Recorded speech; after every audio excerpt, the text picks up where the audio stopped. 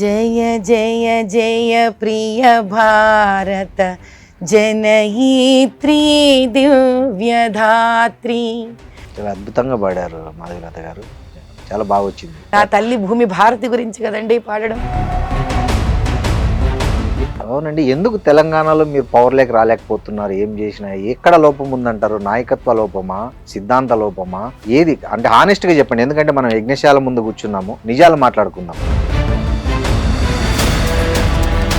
Sir implement అయినాక తెలంగాణలో BJP గెలుస్తుంది అంటారు. 2029 100% బీజేపీ ప్రభుత్వం ఇక్కడ ఫామ్ అవుతుంది. ఇప్పుడు Asaduddin Owaisi politics clean politics చేస్తున్నాడా, పొల్యూటెడ్ పాలిటిక్స్ చేస్తున్నాడా మీ దృష్టిలో? నేను ఎప్పుడు జై పాలస్తీన్ అనలేదండి. కొన్ని అసదుద్దీన్ ఏ రోజైనా ఏ కేసు అయినా బ్యారిస్టర్ లాగా ఏదన్నా పోరాటం చూసారా మీరు? రోజు దాకా చార్మినార్ వైపు మీరు వెళుతూ ఉంటే, ఎయిర్పోర్ట్ వైపు వెళ్తుంటే అన్ని వాళ్ళ షాపులే, వాళ్ళవే ఇవి ఉంటాయి. ఏది మన ఫంక్షన్ హాల్స్ అన్ని వాళ్ళవే ఉంటాయి. వాళ్ళందరినీ చేశారు. ఈడీ రైడ్లు జరిగాయి వాళ్ళ మీద, భయంకరంగా జరిగాయి, ఇంకా జరుగుతాయి. పాపం నా టైపే. నేను ఫస్ట్ టైం ఓడిపోయినప్పుడు ఎలా ఓడిపోయాను, అంబేద్కర్ గారికి తప్పలేదు. నేను ఎంతటి దాన్ని అనుకున్నాను ఆ రోజు. అయ్యా మీ అడుగు జాడల్లోనే ఉన్నాను, మీరు బాధపడకండి, నేను కూడా ఇక్కడే ఉన్నాను, మీ టైప్ లోనే బాధపడుతున్నాను ఇక్కడ. ఎందుకు చెప్తున్నాను ఈ విషయం అంటే, ఒక ఎలక్షన్ వ్యవస్థను కరప్ట్ చెయ్యడం ఆ రోజు నుంచే నాంది. కాదు, బీజేపీని ప్రజలు, తెలుగు ప్రజలు అర్థం చేసుకోకపోతే అన్నిసార్లు ఎంపీ సీట్లు కూటమి పొత్తులు పెట్టుకున్నప్పుడంతా గెలిపించారు కదా.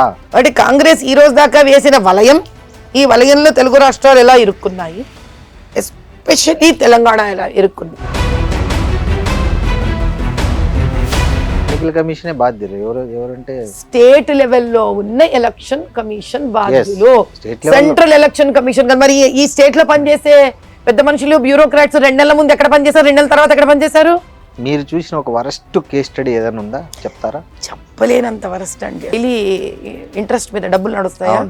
Daily finance ఉంటదిలేండి. చిన్న వ్యాపారాలు పొద్దునిచ్చి సాయంత్రం కనుక ఇవ్వకపోతే ఆడొక్క రోజు చూస్తాడు, 2 రోజులు చూస్తాడండి, 3వ రోజు ఆ ఇంట్లో ఆడపిల్లని తీసుకెళ్ళి పెట్టుకుంటాడు. దమ్ము లేదు ఎవ్వరికి అక్కడ పోవడానికి. పోలీసులు కూడా వాళ్ళని ఏం చేయరండి. నమస్తే, వెల్కమ్ టు ఐడ్రీమ్ మీడియా. నేను మీ రొద్దం శ్రీనివాస్. ఇవాల్టి మన స్పెషల్ గెస్ట్ ఎవరో కాదు, none other than social media viral star, political sensational star, fiery బ్రాండ్గా అతి కొద్ది కాలంలోనే రాజకీయాల్లో తనదంటూ ఒక బ్రాండ్ క్రియేట్ చేసుకున్న కొంపల్లి మాధవీలత గారు. ఆమె మనతో ఉన్నారు, మాట్లాడదాం మాధవీలత గారితో. నమస్కారం మాధవీలత గారు. నమస్కారం శ్రీనివాస్ గారు. ఏంటండి ఇక్కడంతా ఒక యజ్ఞశాల, ఒక ఇదంతా చూస్తుంటే ఎక్కడో మనము ఒక పురాణ ఇతిహాస కాలంలో ఉన్న ఒక ఫీలింగ్ కలుగుతుంది. మంచిగా న్యాచురల్గా ఇవన్నీ చూస్తున్నాము. అసలు ఏంటిది కాన్సెప్ట్ ఏంటి అసలు? 2023లో ఓకే, అమ్మవారి నవరాత్రులు మొదలయ్యే ఒక వారం రోజుల ముందు సీతారాంబాగ్లో అప్పుడు భారత భాగ్య సమృద్ధి యజ్ఞం అని ఒక 45 రోజుల పాటు సీతారాం దేవాలయం ఉంది. అక్కడ చాలా పురాతన దేవాలయం అది. అక్కడ ఇంకో పక్కన ఒక శివాలయం ఉంది. ఆ శివాలయం సుమారు లెక్కగట్టుకుంటూ వెనక వెళితే కనుక 1500 సంవత్సరాల పురాతన దేవాలయం అంటది. హైదరాబాద్ లో సీతారాంబాగులో 1500 క్రితం. మన దౌర్భాగ్యం లేండి, భాగ్యనగరం అని పిలుచుకోవలసిన నగరానికి భాగ్యమే పోయి ఏదో పేర్లతో పిలుచుకుంటున్నాం, అది వేరే కథ.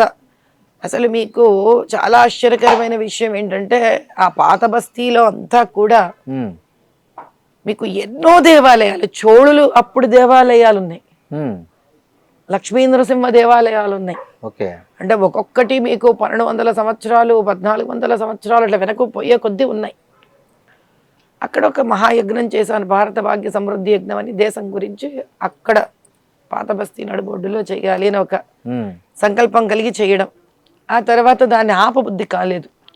కానీ అక్కడ దేవాలయంలో ఇంకా ఎక్కడ మనం ఇలాగే చేస్తూ చేస్తూ దేవాలయాలను దగ్గర తీసేసుకుంటామేమో అని ఒక చిన్న భయంతో వాళ్ళు మీరు 45 రోజులకి అడిగారు కదా, 45 రోజుల కన్నా మేము ఎక్కువ సమయం ఇవ్వలేము అనుకుంటూ ఉంటే, సరే అని ఇక్కడ నేను జూబ్లీ హిల్స్లో చెక్ పోస్ట్ దగ్గర మాదొక చిన్న ప్లాట్ ఉంటే, అలా కాదని చెప్పి మళ్ళీ ఇక్కడ పునః మొత్తం నిర్మాణం చేసి 8 నెలలు ఓకే ద్విశతసహస్ర చండీ యాగం చేశారు. అతిరుద్ర కామేశ్వరి యాగం మళ్ళీ ఇక్కడ భారతదేశంలో చక్కటి ఒక పవర్ఫుల్ సామ్రాజ్యం స్థాపనం కావాలి అని కూడా కరెక్ట్గా అప్పుడు మోదీ గారు అదంతా 2024 23 క్రాస్ అయిపోయాం, అక్కడ చేశాక ఇక్కడ చేయడం జరిగింది. సో ఎన్నికలకు ముందు ఇక్కడ స్టార్ట్ చేశారా, ఎన్నికలు అయిపోయాక తెలంగాణలో? లేదు, అసెంబ్లీ ఎన్నికలు అయినాక. అసెంబ్లీ ఎన్నికలు అక్కడ ఉన్నాను నేను. ఓకే. అది అయిన వెంటనే డిసెంబర్ నుంచి ఇక్కడ మొదలు పెట్టేశాం. డిసెంబర్ 2023 నుంచి ఇక్కడ మొదలు పెట్టేశాం. ఓకే. సుమారు జూన్ వరకు చేశాం ఇక్కడ. ఆ తర్వాత ఇంకా అంత చక్కటి ప్రాంగణం, ఇది ప్రశాంతంగా ఉంటుంది. బహుశా మీ యజ్ఞ యాగాలు ఫలించాయేమో, మోడీ గారు మొత్తానికి కూటమి తరఫున మళ్ళీ ప్రధాని అయ్యారు. అమ్మవారి దయ్యందండి. ఇప్పుడు నా లాంటి వాళ్ళు ఎంతో మంది భారతదేశం మొత్తం ఆయన కోసం చేస్తుంటారు కాబట్టి ఆ క్రెడిట్ నేను తీసుకునే వ్యక్తిని కాదు. మహాయజ్ఞంలో నేను ఒక చిన్న సమిధిని అయి ఉండొచ్చు తప్ప, అక్కడి నుంచి సరే ఇంకా అన్ని చోట్ల విజయాన్ని సాధిస్తున్నాం, కానీ తెలంగాణలో మాత్రం అన్యాయం మీద అన్యాయాలు జరుగుతూనే ఉన్నాయి అని. అవునండి, ఎందుకు తెలంగాణలో మీరు పవర్లోకి రాలేకపోతున్నారు? ఏం చేసినా ఎక్కడ లోపం ఉందంటారు? నాయకత్వ లోపమా, సిద్ధాంత లోపమా, ఏది అంటే హానెస్ట్గా చెప్పండి. ఎందుకంటే మనం యజ్ఞశాల ముందు కూర్చున్నాము, నిజాలు మాట్లాడుకుందాం. ఇవన్నీ లేదు. యజ్ఞశాల ముందు కూర్చొని ఎన్ని నిజాలు చెప్పగలమో అన్ని నిజాలే చెప్తాం. ఎందుకంటే శ్రీకృష్ణుడు కూడా అశ్వత్థామ కుంజర వాడాడు కాబట్టి నేను ఫస్ట్ కాదు, నేనే వేరే కాదు. అన్నిటికన్నా ముందు పెద్ద సమస్య తెలంగాణలో వచ్చేసరికి ఏమవుతుందంటే, తెలంగాణ ప్రజలని ఏ రోజు కూడా విద్యావంతులను కానివ్వలేదు. అంటే మీకు కొంతమంది చక్కటి కవులు ఉన్నారు, శాస్త్రవేత్తలు ఉన్నారు, ఏదన్నా చిన్న నంబరే, పిడికిలి మందే. ఇంతసేపు పాపం వీళ్ళ రియల్ ఎస్టేట్లు ఇలాంటివే తప్ప, మనం బయట నుంచి అద్దెకు తెచ్చుకొని తెచ్చి పెడుతున్నాం కంపెనీలు తప్ప, ఈ భూమిలో ఎంతసేపు ఒకరి కోసం ఒకరి కింద పని చేయడం అనే తత్వాన్నే పెంచారు. అదే రజాకారులు. అర్థమవుతుందా నేను మీకు చెప్పింది? అర్థమైంది. సో ఇక్కడ భూమి చాలా కష్టపడిందండి, తెలంగాణ చాలా కష్టపడింది. అసలు ఎప్పుడు ఎట్లుండి, ఎందుకు మీకు 1952, 53 కాలంలో నిజం మాట్లాడుకోవాలంటే కమ్యూనిస్టులు గెలిచారండి ఇక్కడ. అవును, అందరికీ తెలిసిన నిజం. ఎందుకు ఇవ్వలేదు వాళ్ళకి రాజ్య పరిపాలన? ఎవరు వాళ్ళు కమ్యూనిస్టులు అంటే? ఈ రోజు నక్సల్వాదులు కాదు వాళ్ళు. వాళ్ళు నిజంగా రైతుల కోసం, ప్రజల కోసం, స్త్రీల కోసం, పిల్లల కోసం, విద్య కోసం, నిజాం వ్యతిరేకంగా నిలబడిన వాళ్ళు. నిజాం వ్యతిరేకతని, అటు బ్రిటిష్ వ్యతిరేకతని విపరీతంగా ప్రాణాలకు తెగించి పోరాడిన గ్రామీణ శక్తులు వాళ్ళు. సమ్మక్క, సారక్క, ఊరి పొలిమేరు పోచమ్మ, ఎల్లమ్మ, ఇలానే కమ్యూనిస్టులు కూడా ఆ రోజు. మనసుతో ఒప్పుకుంటాను వాళ్ళని. వాళ్ళు నాస్తికులు కాదు, వాళ్ళు అపర అమ్మవారి భక్తులు, వాళ్ళు శివయ్య భక్తులు. వాళ్ళు ఎలా? ఎందుకంటే వాళ్ళు దేవుణ్ణి వ్యతిరేకించిన వాళ్ళు కాదు. ప్రజలను కాపాడుకోవాలి, సభ్యతా సంస్కారాన్ని కాపాడుకోవాలి. ఈ బయట నుంచి వచ్చిన దొండగులు, ఈ మొగళ్ళు, ఈ నిజాములు, ఈ తెల్లదొరలు వీళ్ళని వ్యతిరేకించారు. వాళ్ళు దేశాన్ని వ్యతిరేకించలేదు. కరెక్ట్. వాళ్ళు ఆయుధాలు పట్టి వెళ్ళేటప్పుడు కూడా ఊరి పొలిమేర దేవత దగ్గర పూజ చేసుకొని వెళ్ళేవాళ్ళు. అర్థమైందా? బతుకమ్మ ఇవన్నీ కూడా ఆ ఇంటి స్త్రీలు ఎంతో మంది పూజలు, పునస్కారాలు, బతుకమ్మ, బోనాళ్ళు ఇవన్నీ చేసుకున్న వాళ్ళే. కానీ ఆ రోజు కమ్యూనిస్టులు ఇంత గెలిచిన తర్వాత కూడా వాళ్లకు ఈ తెలుగు సామ్రాజ్యాన్ని ఎవరు అప్పచెప్పలేదు? నెహ్రూ డిజాల్వ్ చేసి ఇక్కడ ప్రెసిడెంట్ రూల్ పెట్టాడు. అప్పటి నుంచే మొదలయ్యింది పాపం. ఎంత మీరు సర్దార్ వల్లభాయ్ పటేల్ గారు కృషించి ఒక సింహంలాగా గర్జించి రజాకార్లను తరిమితే కూడా నెహ్రూ గారి గొప్పతనం ఏమిటి అని అంటే ఎదగనివ్వలేదు. నెహ్రూ గారు కాదు కదా, కమ్యూనిస్టులోనే చీలికి వచ్చింది. ఒకరు అతివాదులు మితవాదులుగా విడిపోయారు. గెలిచిన దానిని ఎవరు ప్రెసిడెంట్ రూల్ గా మార్చారు అది మాట్లాడండి. ఓకే, నేను చాలా క్లియర్ గా ఉంటాను. చరిత్ర నేను అటు ఇటు తారుమారు చేసే వ్యక్తిని కాదు నేను. ఓకే. సో అందుకు నెహ్రూ ఫస్ట్ ఈ దేశంలో కమ్యూనిస్టులను అసలు ఇక్కడ కమ్యూనిస్టులు ఎవరు, వాళ్ళ దృక్పథం ఏమిటి, వాళ్ళ ఉద్దేశం ఏమిటి, వాళ్ళ ఉద్దేశము తెలుగు ప్రజలందరికీ ఆమోదదాయకం అయితేనే కదా వాళ్ళని గెలిపించి. ఇప్పుడు కాంగ్రెస్ నిలబడింది అయ్యా ఒక పక్కన, అవును, ఇంకో పక్కన కమ్యూనిస్ట్ నిలబడింది 1982-83 ఎలక్షన్స్ లో. మరి కాంగ్రెస్ ఓడిపోయింది కదా. అవును, ఎందుకు ఓడిపోయావు మరి నువ్వు? అంటే కాంగ్రెస్ ఇక్కడ వాళ్ళకు నువ్వు వద్దు. కాంగ్రెస్ ది సోషలిస్ట్ భావాలు, కమ్యూనిజం ఇక్కడ ఫైట్ ఏంటి సోషలిస్టు? అంబేద్కర్ గారిని ఓడించడం సోషలిస్టా? అంబేద్కర్ ని కూడా ఓడించాడా నెహ్రూ? 100%. మరి అంబేద్కర్ గారు నిలబడిన చోట మీకు చిన్న ఉదాహరణ ఇస్తా, చెప్పండి. ఇది వరకు కూడా చెప్పాను, మళ్ళీ చెప్తా. పివి నరసింహారావు గారు ఎలక్షన్స్ లో నిలబడుతున్నారు ప్రధానమంత్రిగా ఉన్నప్పుడు. ఒకసారి ఆయన ఎంపీ ఎలక్షన్స్ కి నిలబడ్డారు. సింపులా? ప్రధానమంత్రి పోస్ట్ కి నిలబడుతున్నాడు ఆయన ఎంపీ ఎలక్షన్ నంద్యాల నుంచి. అంబేద్కర్ గారు ఒక్కటే ఒక సీటుకి తాను ఒక్కడే నిలబడ్డాడు. అంటే తన పోటీతో గెలిచి హీరో చేయాలనుకున్నారేమో కదా. ఆయనకు ఎదురుగా నిలబెట్టించింది ఎవరిని? నెహ్రూ. ఆయన కింద ఫైళ్లు పట్టుకున్న కజురోల్కర్ చరిత్రలో ఓట్లు ఉన్నాయంటారు మీరు. ఇది బ్యాలెట్ పేపర్లు కదా. సో అందుకేనా మోడీ గారు బ్యాలెట్ తీసేసి ఈవీఎంలు పెట్టింది దొంగ ఓట్లు అరికట్టడానికి? మోదీ గారి టైంలో కాదు, మామూలుగా అంటే ఇట్లా మోదీ గారి కన్నా ముందే స్టార్ట్ అయింది ఈవీఎం. అంటే దాన్ని కంటిన్యూ చేస్తున్నారు కదా. ఎస్. సెకండ్ పాయింట్, అప్పటి వరకు నెహ్రూకి కమ్యూనిస్టులు అంటే పడదు. ఓకేనా? ఓకే. కేవలం అంబేద్కర్ గారిని ఓడించడానికి మాత్రమే కమ్యూనిస్ట్ పార్టీ ఆఫ్ ఇండియాతో చేయగలిపాడు దాంగేతో. ప్రూఫ్ ఏంటి? దాంగే విడిగా నిలబడ్డాడు, ఈయనకు ఆపోజిట్ గా.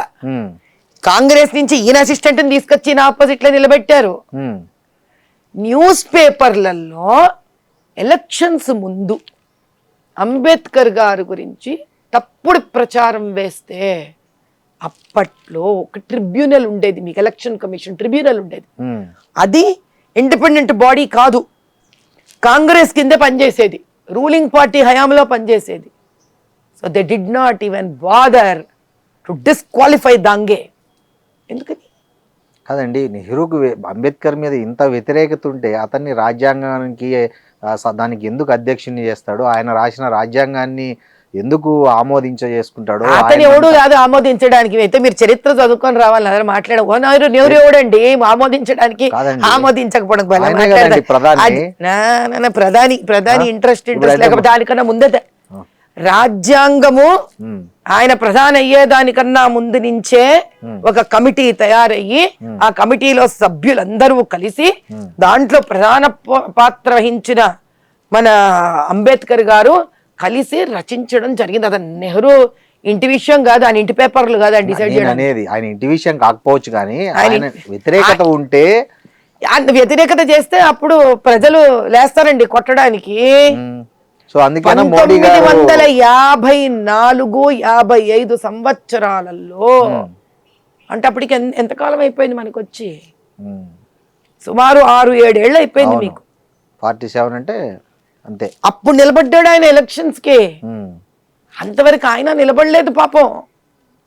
ఆయన నిలబడలేదు. చూసి చూసి చూసి విసుగొచ్చి ఆయన చెప్పింది ఏది వర్క్ చేయట్లేదు అని.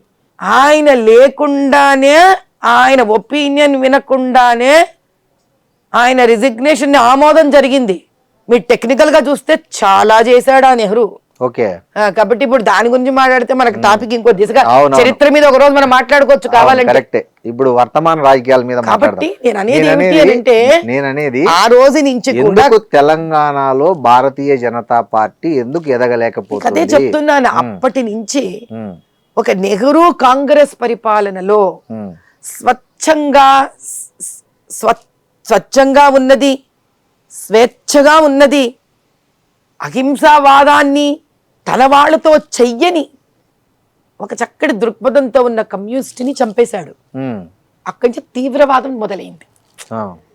ఓకే, అతివాదులు మితవాదులుగా విడిపోయారు. సో అక్కడి నుంచి మీకు ఏమైంది, కమ్యూనిస్ట్ నుంచి రకరకాల నక్సల్వాదం అని అవును వచ్చిందిలే మావోయిస్టులు, నార్సిజం అట్టు మొదలైంది. అవును దాన్ని తొక్కేయడమే ఆయన ప్రథమ బాధ్యత. ఎందుకు దేశమంతా అతనికి కాంగ్రెస్ కావడం ఒకటి, అతను వంశం వాళ్ళు పాలించాలనేది ఈ రెండు. సరే నెహ్రూ కరెక్ట్, అది కాదు కాదు మీరు వినాలి, దాన్ని తెలియాలంటే మరి ఓపిక ఉండాలి మీకు. ఓకే, పాయింట్ నెంబర్ 2, ఎందుకంటే ఇదే దాంగే who is a leader of Communist Party of India, correct గా 1957 ఎలక్షన్స్ అయిన తర్వాత కాంగ్రెస్ లోకి జంప్ అయ్యి he has become MP and he was minister there. Okay, ఈ కనెక్షన్స్ అన్ని చూసుకోవాలి మీరు. ఇప్పుడు మనకు బీజేపీలోకి చాలా మంది వచ్చినట్లు వేరే వేరే పార్టీల్లో సిబిఐ ఈడీ కేసులు ఎదుర్కొని, అంటే వాళ్ళని మనం ఎవరి ముందు కూడా నిలబెట్టించలే. ఎప్పుడు ఎలక్షన్స్ కి అంబేద్కర్ ని ఓడించడానికి నిలబెట్టించిన దాంగే ఎవరైతే ఉన్నాడో, ఈ దొంగ ఓట్ల ప్రచారము ప్లస్ దొంగ ఓట్లు వాడుకోవడము ప్లస్ ఈ అంబేద్కర్ గారి మీద ఏదైతే న్యూస్ పేపర్ల మీద తప్పుడు ప్రచారం వేయించాడో పోషణ జరిగింది. ఎందుకని first election petition of India file చేసింది అంబేద్కర్ గారు. ఆయన రాజ్యాంగం చూసి ఆయనే ఆశ్చర్యపోయినాడు. నేను రాసిన రాజ్యాంగమే నన్ను కాపాడుకోలేకపోయింది అని. ఆయన ఎప్పుడైనా బీబీసీ ఇంటర్వ్యూ చూడండి, నేను పబ్లిష్ కూడా చేశాను నా ఇన్స్టాగ్రామ్ లో. ఎడ్ల బండిని చూసి బుర్ర ఉపయోగించకుండా దాని వెనక పరిగెత్తి ఓట్లు వేస్తున్నారు అనుకున్నాడు ఆయన. పాపం నా టైపే. నేను ఫస్ట్ టైం ఓడిపోయినప్పుడు ఎలా ఓడిపోయానో అంబేద్కర్ గారికి తప్పలేదు. నేను ఎంతటి దాన్ని అనుకున్నాను ఆ రోజు. అయ్యా మీ అడుగు జాడల్లోనే ఉన్నాను, మీరు బాధపడకండి, నేను కూడా ఇక్కడే ఉన్నాను, మీ టైప్ లోనే బాధపడుతున్నాను ఇక్కడ. ఎందుకు చెప్తున్నాను ఈ విషయం అంటే, ఒక ఎలక్షన్ వ్యవస్థను కరప్ట్ చెయ్యడం ఆ రోజు నుంచే నాంది. First point.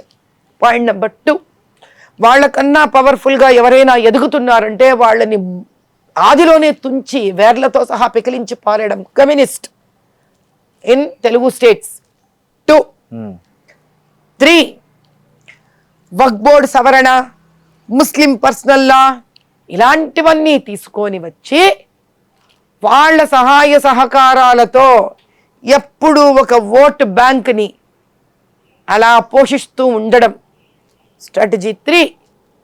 స్ట్రాటజీ 4, వాళ్ళని స్వేచ్ఛావంతులను చేసి వదలడం. ఎవరిని? ముస్లింలను మైనారిటీలను కాదు, ఈ ముస్లింలను మైనారిటీలను తొక్కి అణగదొక్కి మతం పేరిట వాళ్ళని హింస పెట్టి భయపెట్టించే ఆ మత పెద్దలు ఎవరైతే మత పెద్దలు ఉంటారో, రాజకీయ పెద్దలు ఉంటారో వాళ్ళని మాత్రమే పోషించడం. అర్థమైంది. సో ఇలా ఎప్పుడైతే ఒక వ్యూహం జరిగిందో, రచనాత్మక వ్యూహం ఎప్పుడైతే జరిగిందో, ఈ వ్యూహంలో అన్నిటికన్నా ప్రథమమైంది, ఇంతకన్నా బలీయమైన కారణం అని తెలుసుకోవాల్సింది ఏంటంటే, ఎంతో మంది దేశవ్యాప్తంగా ఈ అన్ని రాష్ట్రాల నుంచి ఎంతో మంది యోధులు, స్వతంత్ర పోరాటం చేసిన వాళ్ళు, స్వాతంత్ర పోరాట వీరులు దేశం స్వాతంత్రం వచ్చినప్పుడు ఉన్నారు. వీళ్ళ కూటమితో కలిసినదో వచ్చినదే కాంగ్రెస్ పార్టీ.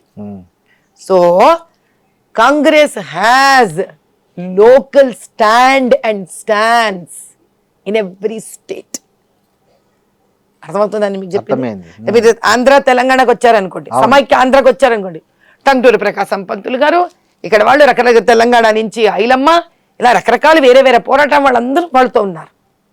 మీరు అలా ఇక్కడికి వచ్చారనుకోండి, ఎక్కడ తమిళనాడుకి వచ్చారనుకోండి, అక్కడ పోరాట వీరులు వాళ్ళతో ఉన్నారు. కర్ణాటకకు వచ్చారండి, పోరాట వీరులు వాళ్ళతో ఉన్నారు. అంటే మళ్ళీ కేరళకు వచ్చారు, పోరాట వీరులు వాళ్ళతో ఉన్నారు. So they didn't have language barrier. ఏ కాంగ్రెస్లో అయితే వాళ్ళు చేరిన తర్వాత అది పేట్రియాటిక్ నేషనలిస్టిక్ గ్రూప్ నుంచి పొలిటికల్ పార్టీగా కన్వర్ట్ అయ్యిందో, వాళ్ళ ఫస్ట్ అడ్వాంటేజ్ ఏంటి? అన్ని రాష్ట్రాల్లో వాళ్ళకి లోకల్ క్యాడర్ ఉంది. లోకల్ క్యాడర్ ఉంది. స్వతంత్ర పోరాటం క్యాడర్ మొత్తం షిఫ్ట్ అయ్యి పొలిటికల్ క్యాడర్ అయింది.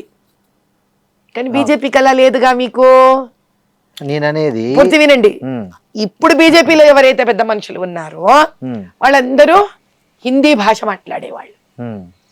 వాళ్ళు ఇక్కడ లోకల్ క్యాడర్ తెచ్చుకొని ఇక్కడ వ్యాపింపజేసి ఇక్కడ అవ్వడానికి ఇట్ టుక్ స్ట్రాటజికల్ టైం. ఎందుకు వీళ్ళందరికీ స్పష్టంగా నర్గళంగా హిందీ మాట్లాడగలగాలి వీళ్ళు.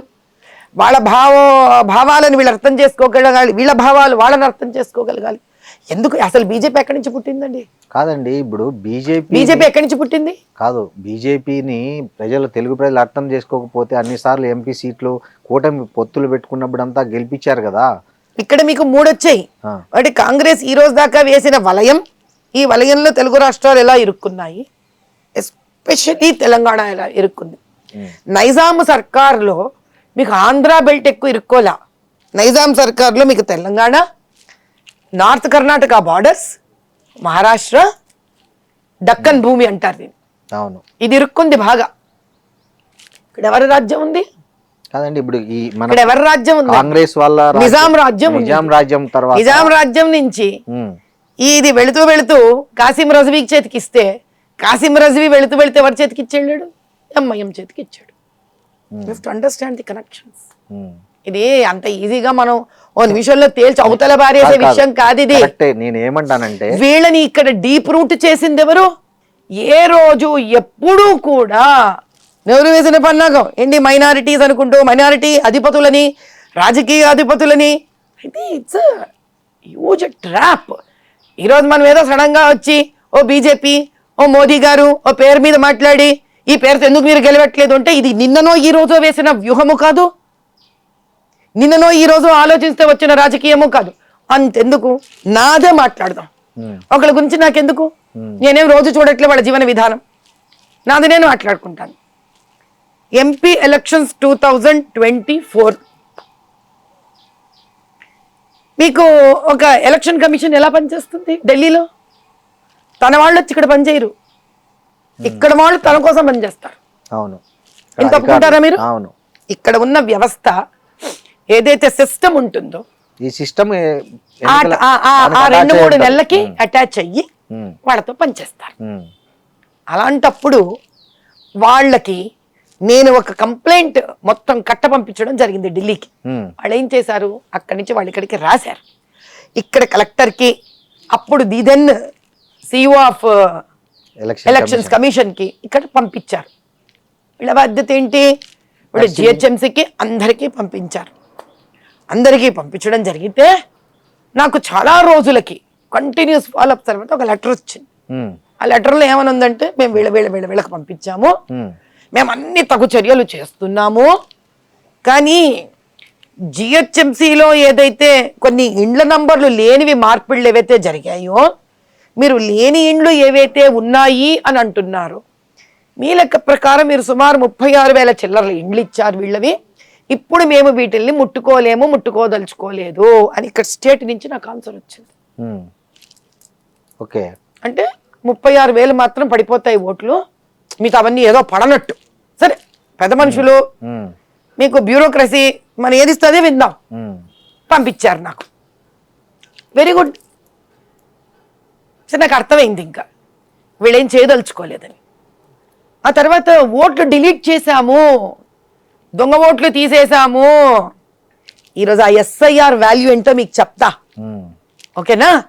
ఇక్కడ వీళ్ళందరూ కలిసి ఆ రోజు మీరు తీస్తే పెద్ద మనుషుల పేర్లన్నీ ఉన్నాయి. ఇప్పుడు ఎందుకు ఆ బ్యూరోక్రాట్స్ పేర్లు, నేను తీసుకున్నా ఒకటే తీసుకోకపోయినా ఒకటి, దానికి ఏం విలువ లేదు ఈరోజు. ఇంకా మేము ఇన్ని ఓట్లు డిలీట్ చేశాము అన్నారు. మరి డిలీట్ చేసిన ఓట్లు నాకు ఇవ్వండి షీటు, ఏవి డిలీటెడ్ అయ్యాయి అంటే లాస్ట్ మినిట్ వరకు ఇవ్వలేదు. అంటే మమ్మల్ని ఒక చిన్న విండోలో పెట్టడానికి అవును ఇచ్చారు. ఇస్తే నేను చెక్ చేస్తే అన్ని ఎలిజిబుల్ లీగల్గా ఉన్న ఓట్లని డిలీట్ చేసి పారేసి, ఎవరైతే యాక్చువల్లీ డిలీట్ చేయాల్సిన ఓట్లు ఉన్నాయో అవి డిలీట్ అవ్వలేదు. ఎవరు బాధ్యులు దీనికి? ఎన్నికల కమిషనే బాధ్యులు.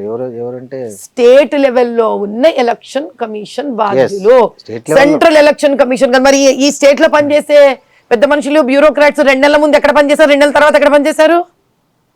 బీఆర్ఎస్ లో చేశారు, కాంగ్రెస్ లో పనిచేస్తున్నారు, ఈ రోజు కాంగ్రెస్ లో పనిచేస్తున్నారు. ఫినిష్డ్. వాళ్ళు దేశానికి పనిచేయలా, వాళ్ళు ఎన్నికబడ్డ పవర్ లో ఉన్న పార్టీకి పనిచేశారు. మిమ్మల్ని ఇంకా ముందుకు వస్తాను, ఇంకా ప్రూఫ్ ఇస్తాను మీకు. Without proofs Madhavi Latha will never speak. ఆ రోజు నేను బురకా ఎత్తేసాను, గందరగోళం చేశాను. అసలు మామూలుగా మనం ఒక ఎఫ్ఐఆర్ వేయమంటే అసలు రోజుల తరబడి ఎఫ్ఐఆర్ అయ్యారు వీళ్ళు. 10 నిమిషాలు ఎఫ్ఐఆర్ పడింది నా మీద, బేగంపేట పిఎస్ లో. పర్లా వేసుకోండి, న్యాయాలు దైవాధీనం, దేవుడు ఏదో రోజు పరిష్కరిస్తాడు. ఒక్కడి ప్రూవ్ చేయలేకపోయినారు నా మీద. ఏ స్త్రీనైతే నేను ఎందుకో అక్కడికి వెళ్ళక ఒక అనుమానం వచ్చింది నాకు. స్త్రీనా పురుషుడానా కాదు, ఏంటో తేడాగా ఉంది. ఐడి ఈవిడ ఏదో గల్లంత అయితే ఉంది. ఎందుకంటే వాళ్ళు ఎవరు చెక్ చేయట్లేదు, పోలింగ్ బూత్ ఆఫీసర్ చెక్ చేయట్లేదు, పోలీసులు బురకా చూసి స్త్రీలు ఎవరు చూడకుండా వీళ్ళని పంపించట్లేదు. ఫస్ట్ క్వశ్చన్, నువ్వు ఓటర్ ఐడి ఎలా చేయించుకున్నావు? ఫోటో పెట్టి తీయించుకుంటారు. స్త్రీలను పంపించి ఫోటోలు తీస్తున్నారా వీళ్ళకి ఏమన్నా? లేదు, పురుషులే తీస్తారు. ఏముంది, అయిపోయిందా క్లారిటీ? 2, పాస్పోర్ట్ ఎలా చేయించుకుంటున్నావు? అక్కడ ఎవరుంటే వాళ్ళు తీస్తారు. స్త్రీ ఆఫీసర్ ఉంటే స్త్రీ, పురుషుడు ఆఫీసర్ ఉంటే పురుషుడు. 3, ఇమిగ్రేషన్ ఆఫీసు, దుబాయ్ పో, అమెరికాకు పో, మిడిల్ ఈస్ట్ పో, ఏం చేస్తున్నావు? ఇమిగ్రేషన్ కి అటెండ్ అవుతారు. ఫేస్ రికగ్నిషన్ కెమెరాలు ఇస్తున్నావా? తంబు అన్ని తీసుకుంటారు కదా. అవును, నేనేమి రాజ్యాంగానికి విరుద్ధంగా అడగలేదు కదా మొహాలు చూపించాలని. మరి ఎందుకు మొహాలు చూడకుండా ఓట్లు వేయించడం జరిగింది? అప్పుడు ఎవరి పార్టీ నడుస్తుంది? పై నుంచి సెంట్రల్ ఎలక్షన్ కమిషన్ ఇక్కడ కానిస్టేబుల్ ఏం చేస్తున్నాడో వచ్చి చూస్తుందా? మీకు సిఐఎస్ఎఫ్ వస్తుంది, రైల్వే పోలీస్ వస్తుంది. మీకు ఎవరికైనా తెలుసా వాళ్ళ పని ఏంటో? లోపల ఉన్న పోలీసు కానీ, లోపల ఉన్న ఎలక్షన్ ఇన్ఛార్జ్ ఆఫీసర్ కానీ, బూత్ ఇన్ఛార్జ్ కానీ మీరు లోపలికి రండి ఇక్కడ గొడవ జరుగుతుంది అంటేనే వీళ్ళు లోపలికి వస్తారు. అంతవరకు రారు. ఆ నేను ఎలక్షన్లోనే మొదటిసారి తెలుసుకున్నాను ఈ సంగతి. సో మీరు ఎన్ని ట్రక్కులు ఎన్ని వ్యాన్లు తెచ్చుకున్నా అక్కడ waste. Okay, by rule they only have to stand there. They have no right to enter in to the polling booth without the instructions of polling officer. మీ ఓటమి ఓకే అక్కడ కాదు. ఏ కేసు అయితే నా మీద వేశారో ఆ కేసు ఆ నంబరు ఎగ్జాక్ట్ గా జిహెచ్ఎంసి ఇండ్లు లేవు అని నేను సబ్మిట్ చేసిన దాంట్లో ఈ నంబర్ ఉంది.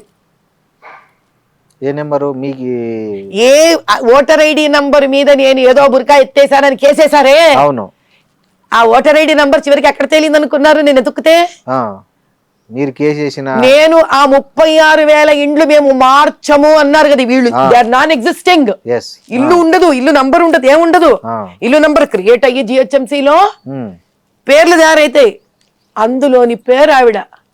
ఓహో, అంటే ఒక ఇల్లే లేని చోట ఇల్లు తయారు చేసి అభూత కల్పనలాగా, ఏది బాణంలాగా, బాణం లేని బాణం వేసి ఎఫ్ఐఆర్ కూడా వేసేసారు. అవును, కానీ లేని ఇల్లు తయారైన ఇంటికి జిహెచ్ఎంసీ నంబర్ వచ్చి, వచ్చిన ఇంట్లో ప్రజలు వచ్చి, ఓటర్లు వచ్చి, ఆ ఓటర్ వచ్చి ఓటర్ ఐడి వేస్తుంటే మీరు చూశాను. బురకా ఎత్తారని నా మీద కేసు వేశారే 295. ఆ కేసు అంటే చూడండి వాళ్ళు ఎంత ఒళ్ళు తెలియకుండా ఉందంటే ఇక్కడ వ్యవస్థ. అయ్యో దొంగ ఓటే, ఈ దొంగ ఓటు మీద కేసు వేస్తున్నామని కూడా లేకుండా అంత ఒళ్ళు తెలియకుండా ఎంఐఎం వాళ్ళు చెప్పడం, వీళ్ళు వెయ్యడం. అంటే ఇక్కడ ప్రజా వాక్కు కానీ ప్రజా హక్కు కానీ లేకుండా కాంగ్రెస్ ప్రభుత్వం కానీ టీఆర్ఎస్ కానీ తెలంగాణ ఎస్పెషలీ అంత బూత్ కబ్జాలు, బూతులు. అంతెందుకండి ఇన్ని మాటలు ఎందుకు మనకి? మన జూబ్లీస్లో రేవంత్ రెడ్డి గారు ఏమన్నారు? పాకిస్తాన్ మాది. మరి నా తల్లిగారు ఊరో, మరి ఈయన అక్కడ పుట్టొచ్చాడో, అమ్మ పుట్టింటికి వెళ్తే మళ్ళీ వాళ్ళు అమ్మ తల్లులు పుట్టింటికి వెళ్తే మమ్మల్ని అక్కడ కని తెస్తారు కదా. అలా మళ్ళీ పాకిస్తాన్ హమారా హే. మీరు తెలియపోతే మళ్ళీ వేసుకోండి క్లిప్పు. ఊరు వాడ వెళ్ళింది ఆ క్లిప్పు. పెద్ద కొత్త కాదు, వింత కాదు అది. మేమే ముస్లిమ్సే మేము అని అన్నాడుగా. ముస్లింల ప్రయోజనాలు ప్రొటెక్ట్ చేస్తామన్నాడు. మేము కాంగ్రెస్ అంటే totally we are there only for Muslims. అదా రాజ్యాంగ పరంగా ఒక చీఫ్ మినిస్టర్ చెప్పాల్సిన మాట అదా? సో వీళ్ళందరూ మీ వాళ్ళు, మరి ఎందుకలా ఏడుస్తూ ఆ పసమంద ముస్లింలు ఎందుకు అంత భయంకరంగా దయనీయ స్థితిలో ఉన్నారు? ఆడపిల్లల్ని ఎందుకు దుబాయ్లకు పంపించేసుకుంటున్నారు? ఏ అభివృద్ధులు లేకుండా ఆ తలాప్ కట్ట ఎందుకు అలా ఏడ్చింది? బాలకారాగృహం నిండా ఎందుకు 76% ముస్లిం పిల్లలే ఉన్నారు? ప్రజల కోసం కూడా కాదు, పొలిటికల్ ఇస్లామిక్ వాళ్ళని బాగా తిని నువ్వు భుజం మీద చెయ్యేసుకొని పెంచితే వాళ్ళు దౌర్జన్యంగా వచ్చి కబ్జాలు చేసి బూత్ క్యాప్చరింగ్లు అడ్డాలు వేసి. అంటే ఈరోజు బీజేపీ ఇవన్నీ చెయ్యకుండా నేను బీజేపీయే కదా, మీరు do BJP I represent BJP? 100%. బూత్కి వెళ్ళాను మరి, నేను జరుగుతున్న అన్యాయాన్ని ఓపెన్గా చూపించాను. రాత్రి 9ంటికి బూత్ క్యాప్చర్ అయితే వీడియో తీసి చూపించాను. అక్కడ పెద్ద మనిషి ఉన్నారు, సౌత్ డీసీపీ గారు. ఆ రోజులలో ఆవిడ నాతో ధమ్కి ఇచ్చింది. ఆవిడ నాకు, మీరు ఇక్కడి నుంచి వెళ్ళకపోతే మేమేం చేయలేము, ఎంఐఎం మాబ్ వచ్చి మిమ్మల్ని కొడుతుంది అని. అంతటి అద్భుతమైన తెలంగాణ రాష్ట్రంలో అన్నిటికీ తెగించిన నాకే వీళ్ళు ధమ్కీలు ఇవ్వగలిగితే, గెలవనివ్వకుండా బూత్ క్యాప్చర్లు చేసుకొని కాదు మరి సామాన్య ప్రజల పరిస్థితి ఏంటి? కాదండి, మరి గెలిచినారు కదా మీ పార్టీ నుంచే. అందుకే ఈసారి ఎస్ఐఆర్ని గట్టిగా అవలంబిస్తారు. ఎందుకని ఇప్పుడు నేననేది మొన్న ఎలక్షన్ లోనే మీ పార్టీ నుంచి గెలిచారు కదా అంటున్నా. ఎన్ని గెలిచామండి, ఎన్ని గెలిచాం? 8 ఎంపీ. అదో పెద్ద నంబరా? 17కు 17 గెలవాలి బీజేపీ. అంత ప్రేమ ఉంది ప్రజల్లో బీజేపీ మీద. అంటే మీకు జరిగిన కుట్రలు ఆ గెలిచిన వాళ్ళు ఎవరికి జరగలేదనా, లేకపోతే ఓడిపోయిన వాళ్ళందరూ మీలాగే కుట్రకు బలైన వాళ్ళనా? అంటే ఇప్పుడు చిన్న విషయం చెప్తాను మీకు. నవీన్ యాదవ్ ఉన్నాడు, ఆ మరదలు కేసేసింది, ప్రజలందరూ ఏడిచారు. వీడు గెలిపించగా వీడు క్యాండిడేట్ వస్తే ఓ పెద్ద ల్యాండ్ కబ్జాదారు, ఒక రౌడీ షీటరు, మా బతుకులు రోడ్డుకి ఎక్కుతాయి బాబు జూబ్లీ హిల్స్ లో, ఆల్రెడీ మామూలు ఇచ్చుకోలేక చచ్చిపోతున్నాము అని. ఇది జగమెరిగిన సత్యం. ఇది ఇలా పెద్ద మహాదేవులతో చెప్పడానికి ఏం లేదు ఇందులో. ఓ చిన్న జొన్న రొట్టె పెట్టుకొని అవ్వ కూడా మామూలు ఇవ్వాలి బాబు, జొన్న రొట్టె కాల్చుకోవాలంటే. ఇక కూరగాయల బండి, పళ్ళ బండి చెప్పుకొనే వద్దు. చాలా మంది ఆంధ్ర నుంచి వచ్చిన వలసదారులు 30-40 ఏళ్ల నుంచి వాళ్ళు ఉన్నారు. వాళ్ళు ఒక బోరింగ్ వేసుకోవాలన్నా వాళ్ళు మామూలు ఇచ్చుకోవాలి. అక్కడ కాంగ్రెస్ అంటే కాంగ్రెస్, టీఆర్ఎస్ అంటే టీఆర్ఎస్. ఆడుంటే వాడు ఒకడికి ఇచ్చి ఇంకొడికి పోతే అమ్మో అన్యాయం. అక్కడ సమానత్వం చాలా ఉంటుంది.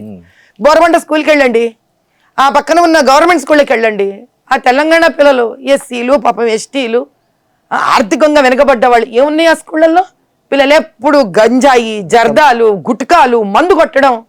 పేరుకే జూబ్లీ హిల్స్ కానీ మొత్తం స్లమ్మే కదా, మురికివాడలు, పేదరికము. పేదరికం అంటే ఏమిటి? నో డెవలప్మెంట్ అంటే ఏంటి?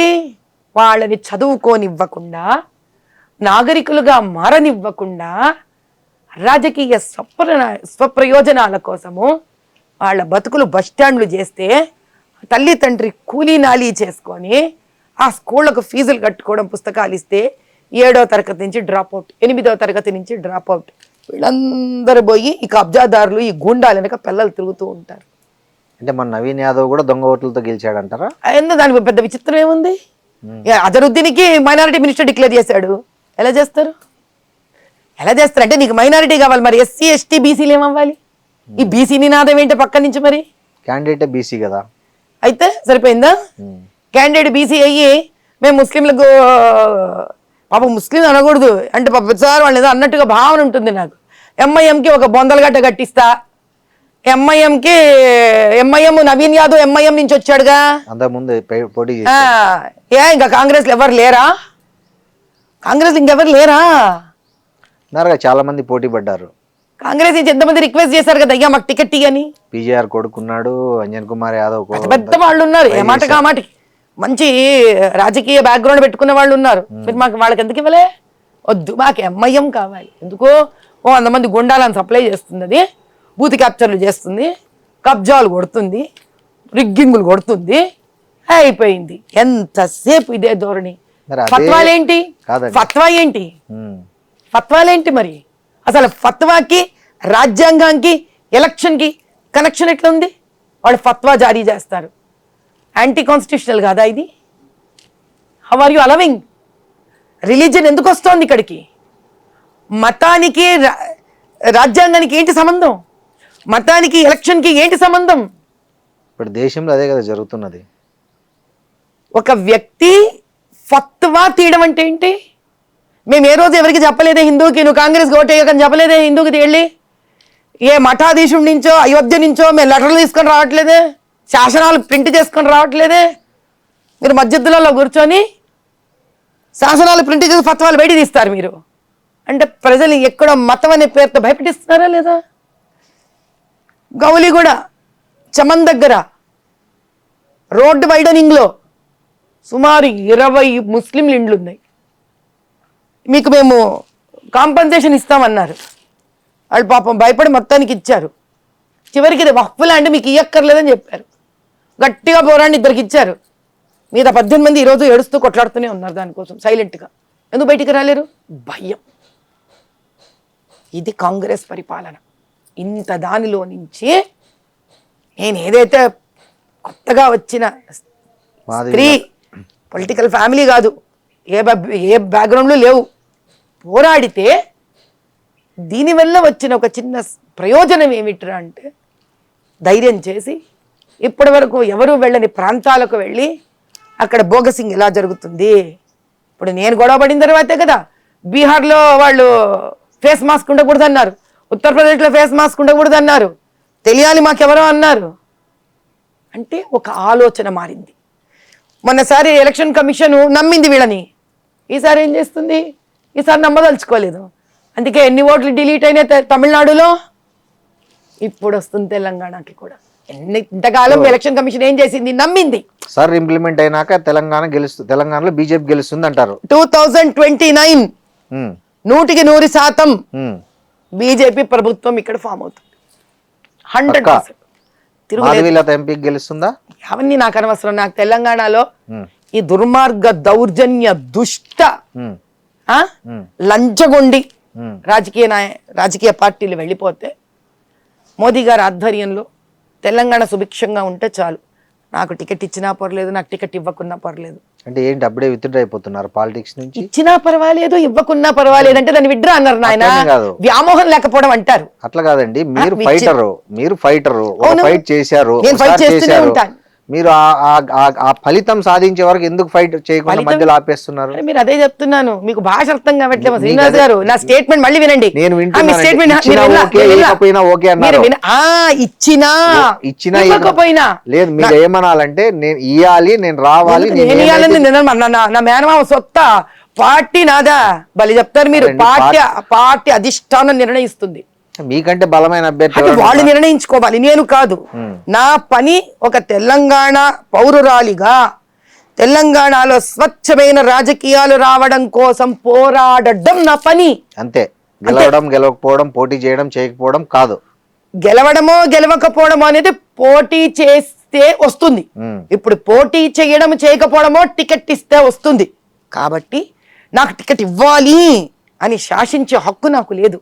శాసించమనట్లే, టికెట్ ఇచ్చారు. ఇప్పుడు మొన్న జూబ్లీహిల్స్ అడిగాను, వాళ్ళ నిర్ణయం అది. అలాని జూబ్లీహిల్స్ మంచి కోరుకోవడం మానేస్తానా? మానను. నిజంగా మీకు జూబ్లీహిల్స్ టికెట్ వచ్చింటే మన పరిస్థితి ఎలా ఉండేది? అది ప్రజలు చూపించుండేవాళ్ళు మీకు. నేను చెప్పక కాదండి, మీ ఫైట్ అంటే మాధవీలత ఎట్లా ఫైట్ చేస్తుందో అందరికీ తెలుసు, ఐ డ్రీమ్ తో సహా తెలుసు. మాధవీలత తన గురించి తాను మాట్లాడుకోవడం ఎందుకు? సో మొన్న అసలు 3rd ప్లేస్ వచ్చారు, ఎట్లా అనిపించింది జూబ్లీహిల్స్ లో? చాలా బాధ వేసింది. ఎందుకు అలా 3rd ప్లేస్ లో ఉండిపోవాల్సి వచ్చింది బీజేపీ అంతా? అది మీరు ఆ ఏరియాలో నిలబడ్డనవి మన లంకల్ దీపక్ రెడ్డి గారిని తద్వారా వారి పెద్దవాళ్ళని అడగాలి, కానీ నన్ను అడగకూడదు. నన్ను నా గురించే అడగాలి ఎప్పుడు కూడా. ఒకరి గురించి నేను మాట్లాడాను. Okay, I never talk about others. That's my principle. సరే, మాధవీలత గారు ఈ మధ్య ఒక కాంట్రవర్సీ ఏంటంటే నటుడు శివాజీ ఉమెన్ వేసుకునే దుస్తులు మీద ఒక కాంట్రవర్షియల్ స్టేట్మెంట్ చేశాడు. మీ దృష్టికి నాకు తెలియదండి, నాకు రాలేదండి నిజంగా. ఆయన ఏమన్నాడంటే నిండుగా వేసుకోవాలమ్మా హీరోయిన్లు, అలా వేసుకోకుండా సామాన్లు కనిపించేలాగా పోతే మొన్న నిధి అగర్వాల్ మీద ఏదైతే అట్లా జనం మూక దాడి జరిగిందో అలాంటివి వస్తాయి. అసలు ఈవెన్ మీకు పైకి మంచిగా మాట్లాడే వాళ్ళు కూడా లోపల మాత్రం తిట్టుకుంటారు, దరిద్రపు ముండా ఇట్లా బట్టలు వేసుకుంది అని అనుకుంటారు. మంచిగా నిండుగా వేసుకోండి, చూసే గౌరవం ఉంటుంది, నిండుదనం కప్పుకుంటేనే ఎక్కువ గౌరవం వస్తుంది అని ఒక ఆడియో రిలీజ్ ఫంక్షన్లో చేశాడు. సో దాని మీద నటి అనసూయ తీవ్రంగా స్పందించారు. ఆమె ఏమన్నారంటే స్త్రీలు ఏం వేసుకోవాలో కూడా మీరు చెప్పాల్సిన అవసరం లేదు, స్త్రీలకు ఏది ఇష్టమైతే అది వేసుకుంటారు, మీరు అవన్నీ మీరు గీతలు గీసేయద్దండి ఇప్పటికి కూడా 21వ శతాబ్దంలో. సో మీరు మీకు నిజంగా స్త్రీల పట్ల కన్సర్న్ ఉంటే అరే ఆ అమ్మాయిని ఎందుకు అలా మూకదాడి చేశారో, అమ్మాయిలు మీ అక్క చెల్లి మీ అమ్మ చూడలేదా మీరు అని అట్లా చెప్పండి, కానీ మగవాళ్ళకి గీయండి హద్దులు, ఆడవాళ్ళకి కాదు అన్నారు. దీనిపైన మాధవీలత గారి స్టేట్మెంట్ ఏంటి? నేను ఒక విషయం చెప్తాను. ఇది అనసూయ గారికి సంబంధించింది కాదు, అమ్మాయి హీరోయిన్కి సంబంధించింది కాదు, శివాజీ గారికి సంబంధించింది కాదు. ఏమైందంటేనండి, అసలు ఒకప్పుడు కనుక మీరు ఒక 2000 సంవత్సరాల వెనక్కి వెళ్ళిపోతే భారతదేశంలో స్త్రీ చాలా స్వేచ్ఛగానే వస్త్రధారణ వేసుకునేది. అందుకే మీరు ఇప్పుడు కూడా మనం దేవీ దేవతల విగ్రహాలు చూస్తే, అవును, మన రవివర్మ గారి ఆర్ట్ చూస్తే ఒక సింగిల్ వస్త్రం ఉంటది. చాలా చాలా సెక్సీగా తయారయ్యేవారు స్త్రీలు. ఆ స్వేచ్ఛ వల్లనే అంటే ఆవిడకి ఎలా కావాలో అలా శృంగారం చేసుకునేది స్త్రీ. ఎన్నైనా ఆ స్వేచ్ఛ వల్ల ఆవిడంత స్వేచ్ఛగా ఆలోచించగలుగుతూ ఉండేది. అంటే దీనివల్ల అది వస్తుందా అంటే అలా ఉంటుందా ఉండదా అని కాదు. Freedom is freedom end of the day. ఎన్నైనా కరెక్ట్. నగలు వేసుకునేది, ఆ చక్కటి నడుము వంపులతోటే చక్కగా చీర కట్టేది. చీర అంటే ఇప్పుడు చీర కాదు, యాక్చువల్లీ గోచి తీసి కట్టేది. అంటే మీకు ఆ నడుమంతా కాళ్ళతో సహా ఒక చక్కటి శిల్పం లాగా ఉండేది. కానీ మన దురదృష్టం, ఆవిడ చాలా తెలివైంది. ఆవిడ స్త్రీ, భారతదేశం స్త్రీ విపరీతమైన తెలివి. ఎందుకంటే ఆవిడ ఎవరు అణగ తొక్కలే ఏ పురుషుడు. అందుకే మనకి అమ్మవారు స్త్రీ, మీరు ఆయుధ పూజ స్త్రీ, చదువు స్త్రీ, డబ్బు స్త్రీ, కడావిడికి ఏడిస్తే కూడా జ్యేష్ఠాలక్ష్మి స్త్రీ, అక్కడ స్త్రీ, భూమి స్త్రీ, భూమి స్త్రీ. కాబట్టి అన్ని అమ్మవారు స్త్రీయే. మనకి ఏది మన మన జీవితంలో ఉండే లాభ నష్ట సుఖ దుఃఖం అందరూ స్త్రీలే మనకి. అంటే ఆవిడ లేదా జగత్తు లేదు అన్న ఒక భావన. భారతమాత స్త్రీ. మగవాడు మాత్రం ఆవిడ పంచన ఆవిడ నీడన ఉండి తన పని తాను చేసుకుంటూ స్త్రీకి సహాయంగా ఉంటూ సహకారంగా ఉంటూ ఒక నాణానికి రెండు వైపుల్లాగా రాణించాం మనం. అందుకే భారతదేశాన్ని గోల్డెన్ బర్డ్ ఆ స్థాయికి ఎదిగిపోయాం. దీని మీద ప్రపంచానికంతా దృష్టి పడేంత ఎత్తుకు ఎదిగిపోయాం. ఇక్కడ ఒక రాత భారతదేశానికి. ఎందుకంటే ఇది స్త్రీ పురుషులు ఇద్దరూ తెలుసుకోవాల్సిన విషయం. ఇలా మేమే కొట్లాడుకున్నాం అనుకో, ఎక్కడికి దారితీస్తుంది ఆయన, ఇది ఎక్కడికి పోదు. ఈ విదేశీ ఆక్రమణలలో వాళ్ళు మీరు స్పానిష్లు అనండి, పోర్చుగీస్ అనండి, పర్షియన్స్ అనండి, మొఘల్స్ అనండి, ఎవడనండి, బ్రిటిషర్స్ అనండి, రాగానే వాడి కన్ను ముందు మన డబ్బు మీదో భూమి మీదో పడలే, మన స్త్రీ మీద పడింది. ఎందుకని? వాళ్ళ దేశాలలో ఈ వెధవలందరూ ఇప్పుడు ఆ శివాజీ గారు వాడిన దద్ర బూతులంతా వాళ్ళకి చెందాలి నేను అనలేను కాబట్టి అటు పంపించండి. బైబిల్లో రాసింది మీకు అన్నిట్లో తల నుంచి కాళ్ళ వరకు బంధించేసి వాళ్ళని అడగదొక్కి చంపేసి స్వేచ్ఛగా మన స్త్రీ మీద కన్ను పడింది. 1 సంవత్సరమా, 2 ఏళ్ళ, 3 ఏళ్ళ, ఈ 100 సంవత్సరాలు ఈ స్త్రీని హింస పెట్టి నలిపి పారేశారు. ఈ ప్రయాణంలో భారతదేశంలో ఉన్న మగవాడు ఎవరు? ఆ తండ్రి, ఓ భర్త, ఓ అన్న, ఓ తమ్ముడు, ఒక కొడుకు. ఇన్నేళ్లలో వీళ్ళకి ఎక్కడో తెలియని భయం, కాపాడుకోలేమన్న పిరికితనం, బాధ, అంతే ప్రేమ. ఈరోజు 21వ శతాబ్దం వల్ల మనం గొప్పవాళ్ళమో స్వేచ్ఛగా బట్టలు వేసుకోవాలో కాదు శ్రీనివాస్ గారు. 2000 సంవత్సరాల క్రితమే మనం స్వేచ్ఛా జీవులమండి. అత్యాధునికత మనకి. ఈరోజు ఇంకా ఒక దాస్య శృంఖలాలలో బతుకుతున్నాం మనం. ఎంతసేపు బెంగ. ఆడపిల్ల ఇంటి నుంచి వెళితే ఇంటికి వస్తుందా రాదా, వస్తుందా రాదా, వస్తుందా రాదా. ఆ బెంగలో పడి ఎలా మాట్లాడుతున్నానో తెలియక మాట్లాడారు శివాజీ గారు. అనసూయ గారు ఎవరు? ఇంతటి స్వేచ్ఛ స్త్రీ, భారతదేశ స్త్రీ, పరాశక్తి. అనసూయ గారిని ఎలా చూడాలి ఇప్పుడు మనం? పరాశక్తి అంటే 2000 సంవత్సరాల క్రితమే DNA RNAలో స్వేచ్ఛ, శక్తి, యుద్ధం, వంట, ఫైనాన్స్ మేనేజ్మెంట్, ఆంటర్‌ప్రెన్యూర్‌షిప్, మీరు ఏది అడిగితే అది ఉన్న స్త్రీ. ఎక్కడ పోతుందా DNA? ఈ 2000 సంవత్సరాలుగా మనం అణగదొక్కిపడ్డాం స్త్రీలు. ఎందుకని? ఈ విధవల నుంచి కాపాడుకోవడానికి. కాబట్టి వీళ్ళు వాళ్ళని తిట్టుకొని ప్రయోజనం లేదు, వీళ్ళు వాళ్ళని తిట్టుకొని ప్రయోజనం లేదు. ఈరోజు మనం చేయవలసింది ఏంటి కర్తవ్యం అంటే, ఆవిడ నుంచి ఒక పాయింట్ తీసుకోవాలి. ఏమని? మీకు అక్కలు చెల్లెళ్ళు లేరా? ఆహా, ఇదని వేస్ట్. అక్కలు చెల్లెళ్ళు ఉన్నారు ఏమిటి బాధలు వీళ్ళకి.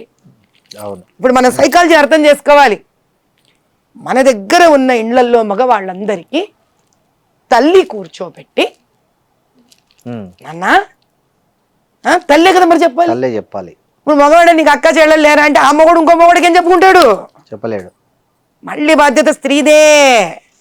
తల్లి కూర్చోబెట్టి, నాన్న ఒకప్పుడు భారతదేశం ఇలా ఉండేదిరా, స్త్రీ స్వేచ్ఛాజీవిరా, ఆవిడలోని మాతృత్వాన్ని చూడాలిరా నువ్వు, సామాన్లు సరుకులు అనకూడదు నాన్న, అక్కడి నుంచేరా తల్లి నీకు పాలు ఇచ్చి పెంచి పెద్దదాన్ని చేస్తుంది తండ్రి. కాబట్టి నీ ప్రతి స్త్రీలో ఒక మాతృభావనని చూడగలుగురా నాన్న అని తాను గర్భం దాల్చినప్పటి నుంచి ముందు ఆ స్త్రీ తన ఇంకొక స్త్రీని గౌరవించగలగాలి. గర్భంలో నుంచి వస్తున్న శిశువులోని కణాలు తయారవుతాయి చూడండి, ఆ సందర్భం అప్పటి నుంచే స్త్రీ మీద భక్తి భావన సనాతన హిందూ ధర్మంలో ఒక ప్రహ్లాదుని లాంటి కొడుకు నాకు పుట్టాలని కోరుకోవాలి. స్త్రీ ఏమి ఇంకా పురుషుడేమి, ఈ సమాజానికి సమస్య తీరినట్టే కదా. ఇప్పుడు ఉన్న తల్లులు ఇండ్లకు పిలిచి ఈ రోజు నుంచి వాళ్ళని ఏ చిన్న వయసు అయినా సరే గ్రూమ్ చేయడం నేర్పించాలి. తద్వారా సమాజం అక్కడికి మార్పు తెచ్చేంత వరకు స్త్రీలు కూడా వీళ్ళని ప్రేరేపించినట్టుగా కాకుండా కొంచెం జాగ్రత్తగా వీళ్ళు కూడా మసలుకోవాలంటే ఒకటే సైడ్ నుంచి చప్పట్లు రావు కాబట్టి రెండు వర్గాలు కృషి చెయ్యాలి. దేనికి?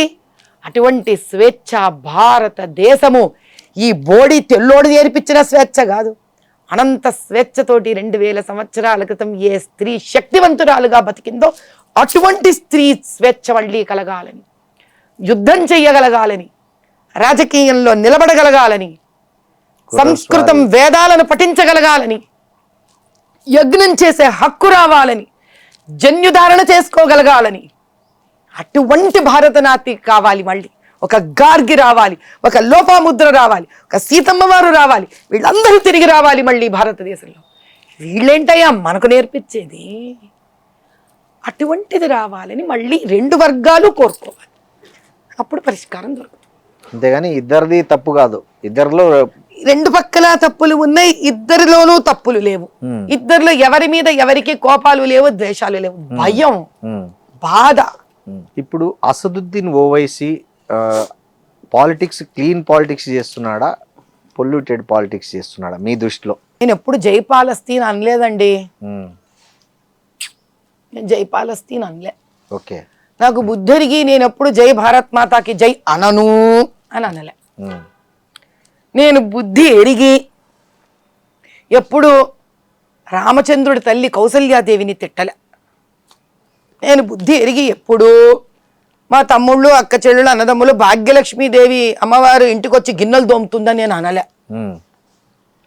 నేను బుద్ధి ఎరిగి ఏ రోజు హిజాబ్ వేసుకోకపోతే నువ్వు స్త్రీవే కాదు, ఉత్తరప్రదేశ్లో మగవాడు పెళ్ళాన్ని ఇద్దరు చిన్న ఆడబిడ్డల్ని ఇద్దరిని ఒక ముస్లిం హిజాబ్ వేసుకోలేని చంపేసినా కూడా మాట్లాడకుండా ఉంటాను. ఇవన్నీ మరి క్లీన్ పాలిటిక్స్ ఎట్లయితాయో నాకు తెలియవండి. I don't know if this is clean politics. మరి 11 ఏళ్ళుగా 11 ఏళ్ళు కాదు 45 ఏళ్ళు ఆయన చేస్తున్నది, కానీ 11 ఏళ్ళుగా కేంద్ర ప్రభుత్వంలో ఉన్న మోడీ గారు కానీ అమిత్ షా గారు కానీ ఏ రాష్ట్రంలో చాలా రాష్ట్రాల్లో ఉన్న మత రాజకీయ నాయకుల పట్ల కానీ లేకపోతే వివిధ ప్రతిపక్ష నాయకుల మీద కానీ అవినీతి కేసులు, ఈడీ కేసులు, ఇన్ని కేసులు పెట్టారు. ఇంతవరకు ఒక్క సింగల్ కేసు అసదుద్దీన్ మీద ఎందుకు లేదంటారు? అసదుద్దీన్ ని సపోర్ట్ చేసే కొన్ని సంస్థలు ఉన్నాయి. ఏంటంటే అసదుద్దీన్ సపోర్ట్ చేసే కొన్ని సంస్థలు ఉన్నాయి, వాళ్ళందరి మీద కూడా ఈడీ రైడ్లు జరిగాయి. అవునా? మీరు తీయండి, బయట తీయండి. పోనీ అసదుద్దీన్ ఏ రోజైనా ఏ కేసు అయినా బ్యారిస్టర్ లాగా ఏదన్నా పోరాడడం చూసారా మీరు? రోజు దాకా చరిత్రలో లేదు. పోరాడకపోయినా అంటే డబ్బులు ఎక్కడి నుంచి వచ్చాయి మరి? అదే కదా, అద్దె కొంప నుంచి, ఒక అద్దె కొంప నుంచి ఎవడో ఇలా ఇసిరేస్తే వచ్చిన ఒక బైకు నుంచి మరి 5 ఎకరాలు కూతురికి కోట్లలో ఎంగేజ్మెంట్. మేబట్టి వాళ్ళన్నా వ్యాపారస్తులు. ఎక్కడి నుంచి వచ్చిందంటే ఎక్కడి నుంచి వచ్చిందో దాన్ని చెయ్యాలి ఈడీ రైడ్. చేశారా? ఎక్కడ చేశారు చెప్పండి, మరి ప్రేక్షకులకు తెలవని. అంటే మీరు ఇప్పుడు నన్ను ఇలా సడన్ గా అడుగుతున్నారు కాబట్టి పేరు స్ఫురించట్లేదు. చార్మినార్ వైపు మీరు వెళుతూ ఉంటే, ఎయిర్పోర్ట్ వైపు వెళ్తుంటే అన్ని వాళ్ళ షాపులే, వాళ్ళవే ఇవి ఉంటాయి. ఏది మన ఫంక్షన్ హాల్స్ అన్ని వాళ్ళవే ఉంటాయి. వాళ్ళందరినీ చేశారు, ఈడీ రైడ్లు జరిగాయి వాళ్ళ మీద, భయంకరంగా జరిగాయి, ఇంకా జరుగుతాయి, ఇంకా జరుగుతాయి. ఎందుకంటే మరి దాంట్లో తేలింటది కదా, ఒకవేళ నిజంగా వాళ్ళు ఎంఐఎం కు ఫండ్ ఇచ్చింది అంటే ఇది ఒక వన్ డే ప్రాసెస్ కాదు ఇది. ఓకే, ఇది ఒక రోజు ప్రాసెస్ కాదు. 11 years దిస్ ఈజ్ సరిపోలేదా? 11 అంటే రాగానే అసదుద్దీన్ పట్టుకుంటే మీకు దేశంలో వెళ్ళే బాధలు లేవేంటి? ఎకనామికల్లీ ఎక్కడ స్థాయి నుంచి ఏ స్థాయికి పట్టుకొచ్చి ఆర్థిక వ్యవస్థను ఎక్కడి నుంచి ఎక్కడ తీసుకెళ్ళాడు ఆయన? 91 పైసలకు తీసుకెళ్ళాడు డాలర్ను. 90 పైసలకి డాలర్ని తీసుకొని వెళ్ళాడా? 90 రూపాయలకి డాలర్ని తీసుకొని వెళ్ళాడా అనేది కనుక మీరు మాట్లాడదలుచుకుంటే 10వ స్థానంలో ఆర్థికంగా ఉన్న దగ్గర నుంచి కూడా ఆయన 5వ స్థాయికి కూడా తీసుకొని వెళ్ళాడు. జీడిపి 65 సంవత్సరాల నుంచి సర్వనాశనం చేసిన దాన్ని 11 ఏళ్లలో ఆ మాత్రం తీసుకొని రాగలగడం అంటే చిన్న విషయం కాదు. ఉండండి, అటు పక్కన పాకిస్తాన్ ఆక్యుపైడ్ స్థానం నుంచి టెర్రరిస్టులు వచ్చి అన్యాయంగా ఆడకూతుళ్ళ సౌమంగళ్యాన్ని తీసేస్తే బార్డర్ మొత్తం ఆగకుండా నిరవధికంగా పోరాడి వాళ్ళ స్థానాన్ని వాళ్ళకి చూపించడమే కాకుండా అటు పక్కన న్యూక్లియర్ వెపన్ని కూడా వేసి వాళ్ళ న్యూక్లియర్ స్టేషన్ని కూడా ధ్వంసం చేయడం అంటే చిన్న పన్న విషయం కాదు. ఇందిరాగాంధీ గారు ఎప్పుడో చేశారు కదా. అదిగా చూసాం కదా ఎంత బాగా చేశారో ఆవిడ, ఎంతమంది చచ్చిపోయారో తెలుసుగా మాకు. ఆవిడ చేసిన ఘనకార్యంలో ఏదో మనము గొప్పగా ఫీల్ అవడం కాదు. ఈరోజు మన వెస్ట్ బెంగాల్ ఆ బంగ్లాదేశ్ వల్లే హింస పడుతోంది. ఆ బంగ్లాదేశ్ లోనే మనవాడు హిందువు రోడ్డు మీద తగలబడి చచ్చిపోయాడు. ఈరోజు ఆ జార్ఖండ్ అటు పక్కన మీరు వెళ్ళి చూస్తే హృదయ విదారకంగా ఉంటుంది. అంటే ఏడుపు వస్తుంది అక్కడ స్త్రీలు పడే బాధలు. నిజమే గానీ మరి మన ఎందుకు RSS గానీ మోడీ గానీ బంగ్లాదేశ్ లో హిందువులపై జరుగుతున్న ఇన్ని ఆ ఘోరాల మీద ఎందుకు స్పందించట్లేదు? ఎందుకు అంతర్జాతీయ ఇక్కడ ఎందుకు చేయట్లేదు అంటారు మీరు, దాని తర్వాత ఏమో అక్కడ ఎందుకు చేయట్లేదు అంటారు మీరు. ఒక చిన్న విషయం చెప్తా. మోదీ గారు చాలా కాలం క్రితమే ఆయన పవర్లోకి వచ్చాక రైతులందరినీ కూడా సంరక్షించడానికి కాపాడడానికి కొత్తలోనే ఆయన దాన్ని ప్రైవేటైజ్ చేసి కార్పొరేట్ స్టైల్ పట్టుకొద్దాము, మధ్యలో ఉన్న మిడిల్ మ్యాన్ని తీసేద్దామని చాలా స్వచ్ఛందంగా ముందుకు వచ్చాడు ఆయన. అది కూడా అదానికి ఇద్దామనే మీరు ఇప్పుడు అదానికి ఇవ్వదలుచుకుంటే గనక మీరు రైతులందరూ బాగుపడుతుంటే ఒక అదాని కాకపోతే ఒక సుడానీ పేరు ఉంటుంది. పేర్లో ఏముందండి, భలే చెప్తారు మీరు. రాజీవ్ గాంధీ లాగా బోఫర్స్ ఆయన తీసేసుకోలే కదా, ఏదో తలకాయకి ఇవ్వాలి. ఈ తలకాయో ఆ తలకాయో ఆ తలకాయో ఆ తలకాయో తలకాయని చూస్తారా మీరు? వాళ్ళకి లాభం జరిగిందా లేదా చూస్తారా? బోఫోర్స్ అలా కాదు. ఇటలీకే రాజీవ్ గాంధీ అత్తగారింటికి ఇచ్చుకున్నాడండి. అవన్నీ మాడుకుందాం మనం. మరి అట్లాంటప్పుడు అప్పుడు ఐ డ్రీమ్ కి 1 ఎపిసోడ్ సరిపోదు, నాతోటి ఎపిసోడ్ చేయవలసి వస్తుంది. కాబట్టి విషయం ఇక్కడ ఏమిటి అని అంటే తల మస్తకం కశ్మీర్ ఆర్టికల్ 360 వినండి, ఒకటి కాదు ఇక్కడ రద్దయింది. ట్రిపుల్ తలాక్ ఒకటి కాదు ఇక్కడ రద్దయింది. ఆయన 11 ఏళ్లలో ఒక జీవిత కాలంలో 65 ఏళ్లలో ఏ ప్రధానమంత్రి చేయలేదు, పివి నరసింహారావు గారు తప్ప. అటల్ బిహారీ వాజ్పేయి గారు చాలా చిన్న పాకెట్లో ఉన్నారు, అప్పుడు ఆయన పివి నరసింహారావు గారు సహాయపడ్డారు. వీళ్ళు తప్ప ఎవ్వరూ చెయ్యలేనిది ఆ తూటాలు ఆయన పక్కన పెట్టుకొని ఆయన నిరవధికంగా శ్రమిస్తూ ఉన్నారు. దాని ఫలితమే వస్తున్నారు. ఈ solving one after the other. ఆయన తల్లిదండ్రులు ఏమి రాజకీయ రంగప్రవేశం ఉన్నవాళ్ళు కాదు. ఒక రాష్ట్రానికి ముఖ్యమంత్రి అవడం వేరు, ప్రధానమంత్రిగా ఆ సీటులో ఒకసారి కాదు 2 సార్లు కాదు 3వ కూడా వచ్చి కూర్చొని దాన్ని పరిపాలించగల శక్తిని ఆయన చూపిస్తూనే ఉన్నారు. నేనేమంటానంటే ఇప్పుడు అల్లర్లు జరుగుతుంటే ఒక ఐక్యరాజ్య సమితికో ఒక అంతర్జాతీయ న్యాయస్థానానికో లేకపోతే ఒక దానికి మాట్లాడడం కానీ కనీసం ఒక భరోసా ఇవ్వడం ఎందుకు జరగట్లేదు అంటున్నా నేను. ఇప్పుడు RSS 100 years ఉత్సవాలు జరుగుతున్నాయి, కనీసం అక్కడైనా మాట్లాడాలి. ఏం చేస్తున్నారు మీకేం తెలుసు, నాకేం తెలుసు. ప్రాక్టికల్ మీకు అర్థం కాలే. సంఘము RSS భూమి మీద ఆన్ ఫీల్డ్ ఏం చేస్తుందో తెలియాలంటే ఫస్ట్ మీరు ఒక కెమెరాని తీసుకొని వినండి. RSS ఎప్పుడు బయటకు వచ్చి మాట్లాడలే. RSS ఏ రోజు బయటకు వచ్చి ఏదో దేశభక్తి పరంగా 2 ముక్కలు మాట్లాడతారు తప్ప వాళ్ళు ఏ రోజు రాజకీయ పరంగా మాట్లాడరు. వాళ్ళలో గొప్పతనం ఏం తెలుసా, తనను తానే విశ్లేషించుకునే గొప్పతనం ఉంది RSS కి. ఎవ్వడికి లేని గొప్పతనం RSS సంఘకుంది. పూర్తి వినండి. అనుభూతి తెలపడానికి ఏంటండి? సానుభూతి నోటితో తెలిపితే ఏం చేస్తారండి? చచ్చిన వ్యక్తి ప్రాణం బయటకు వస్తుందా? రాదు. ఢిల్లీలో మొన్న బంగ్లాదేశ్ హై కమిషన్ మీద అటాక్ చేసింది ఎవరండి? ఎవరు? ఉమ్. విహెచ్పి సంఘ్ వాళ్ళేనండి చేసింది. ఏ రాజకీయ నాయకుడు ఏం చేయలే, వాళ్ళే చేశారు. అతి పెద్ద దండయాత్ర చేశారు దాని మీద. వాళ్ళు చెయ్యని పని లేదు, వాళ్ళు కాపాడని స్థానం లేదు. ఇది ఎందుకు సమస్య వస్తుందో మీకు చెప్తా. అక్కడ గనక ఏ బంగ్లాదేశీ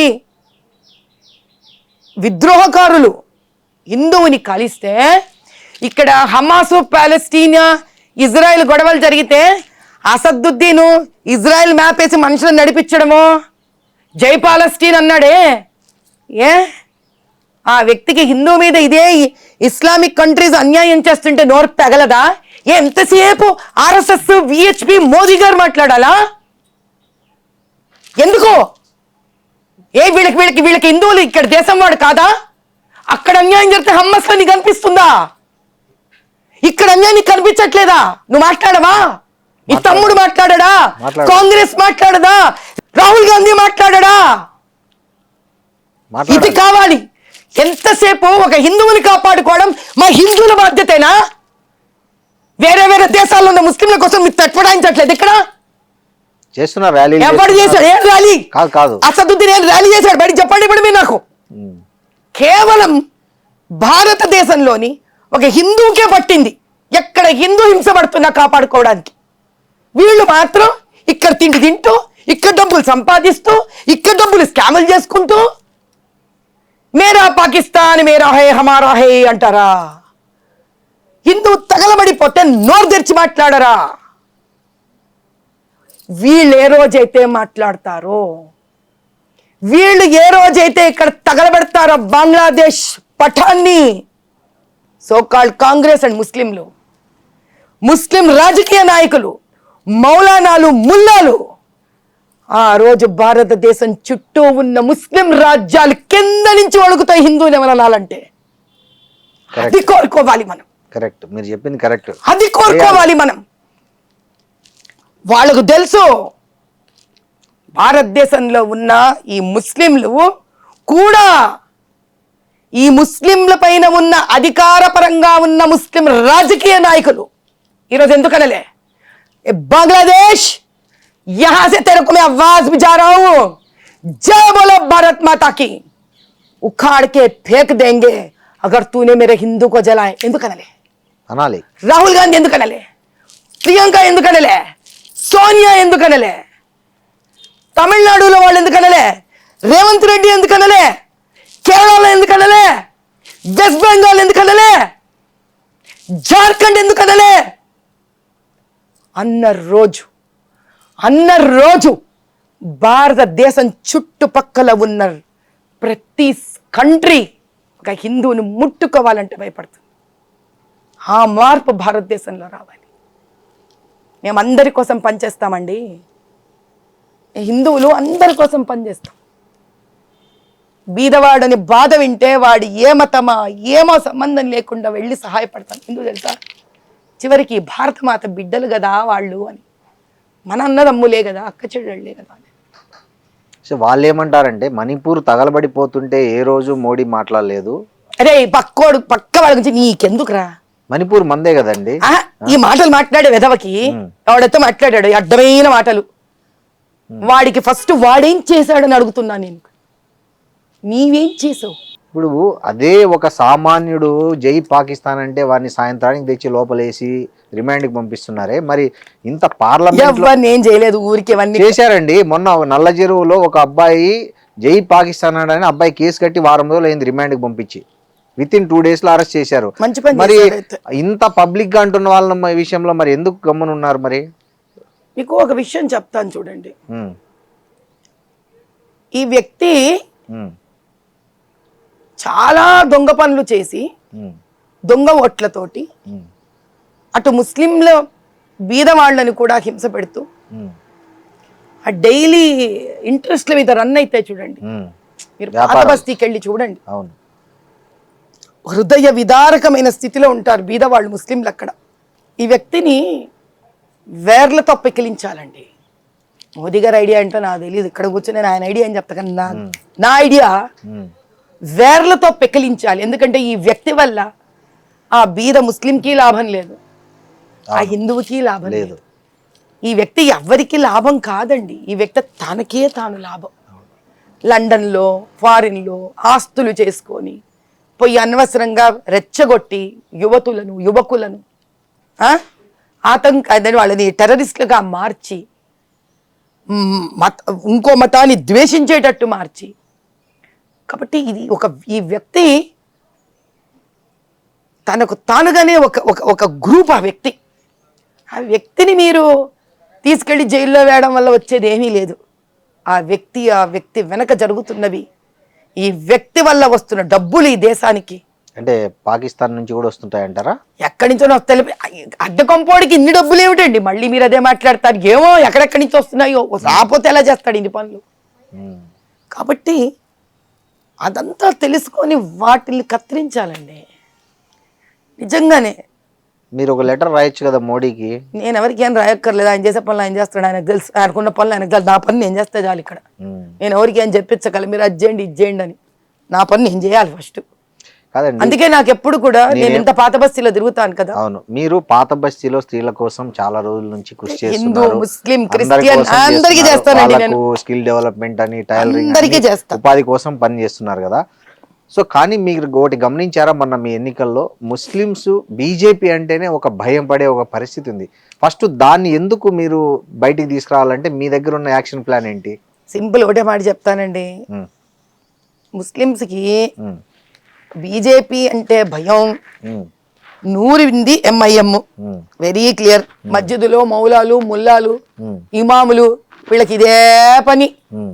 ముస్లింల తలకెళ్ళ దూర్చడం, బీజేపీ వస్తే నేను చంపేస్తుంది, నేను ఉండనివ్వదు, ఈ తప్పుడు చెడు ప్రచారం చేయడం వాళ్ళ పని. ఇది మారాలి అని అంటే మా బోటి నాయకులు అంటే నేను మోదీ గారి నుంచి కూడా చూసి నేర్చుకున్నా. ఏది అనవసరమో అక్కడ వాళ్ళని దూషించకూడదు. ఇప్పుడు నా చారిటబుల్ ట్రస్ట్ ఉంది, నేను క్రిస్టియన్లకు పనిచేస్తాను, స్త్రీకి పనిచేస్తాను. ఆ స్త్రీ క్రిస్టియన్ అయినా హిందువైనా ముస్లిం అయినా ఎవరైనా కానీ బీదరికం, స్త్రీకి బీదరికం ఉండకూడదు, తల్లికి బీదరికం ఉండకూడదు. అవును. ఈరోజు నిజం చెప్పాలంటే ముస్లింలు కూడా మోదీ గారిని చాలా ఇష్టపడతారు. ఎవరో స్వార్థపరులు చేసుకున్నారు దాన్ని. కానీ నేను ప్రాక్టికల్గా నేను గుజరాత్కి వెళ్ళినప్పుడు, అహ్మదాబాద్ తిరిగినప్పుడు టాక్సీ డ్రైవర్ ముస్లిం. అప్పటికి నేను చాలా ఎన్నో ఏళ్ళ క్రితం, దిస్ ఇస్ ప్రాబబ్లీ ఇన్ 2010 అనుకుంటా, 10-11 టైంలో. నాకు ఇష్టం, I like to know politics.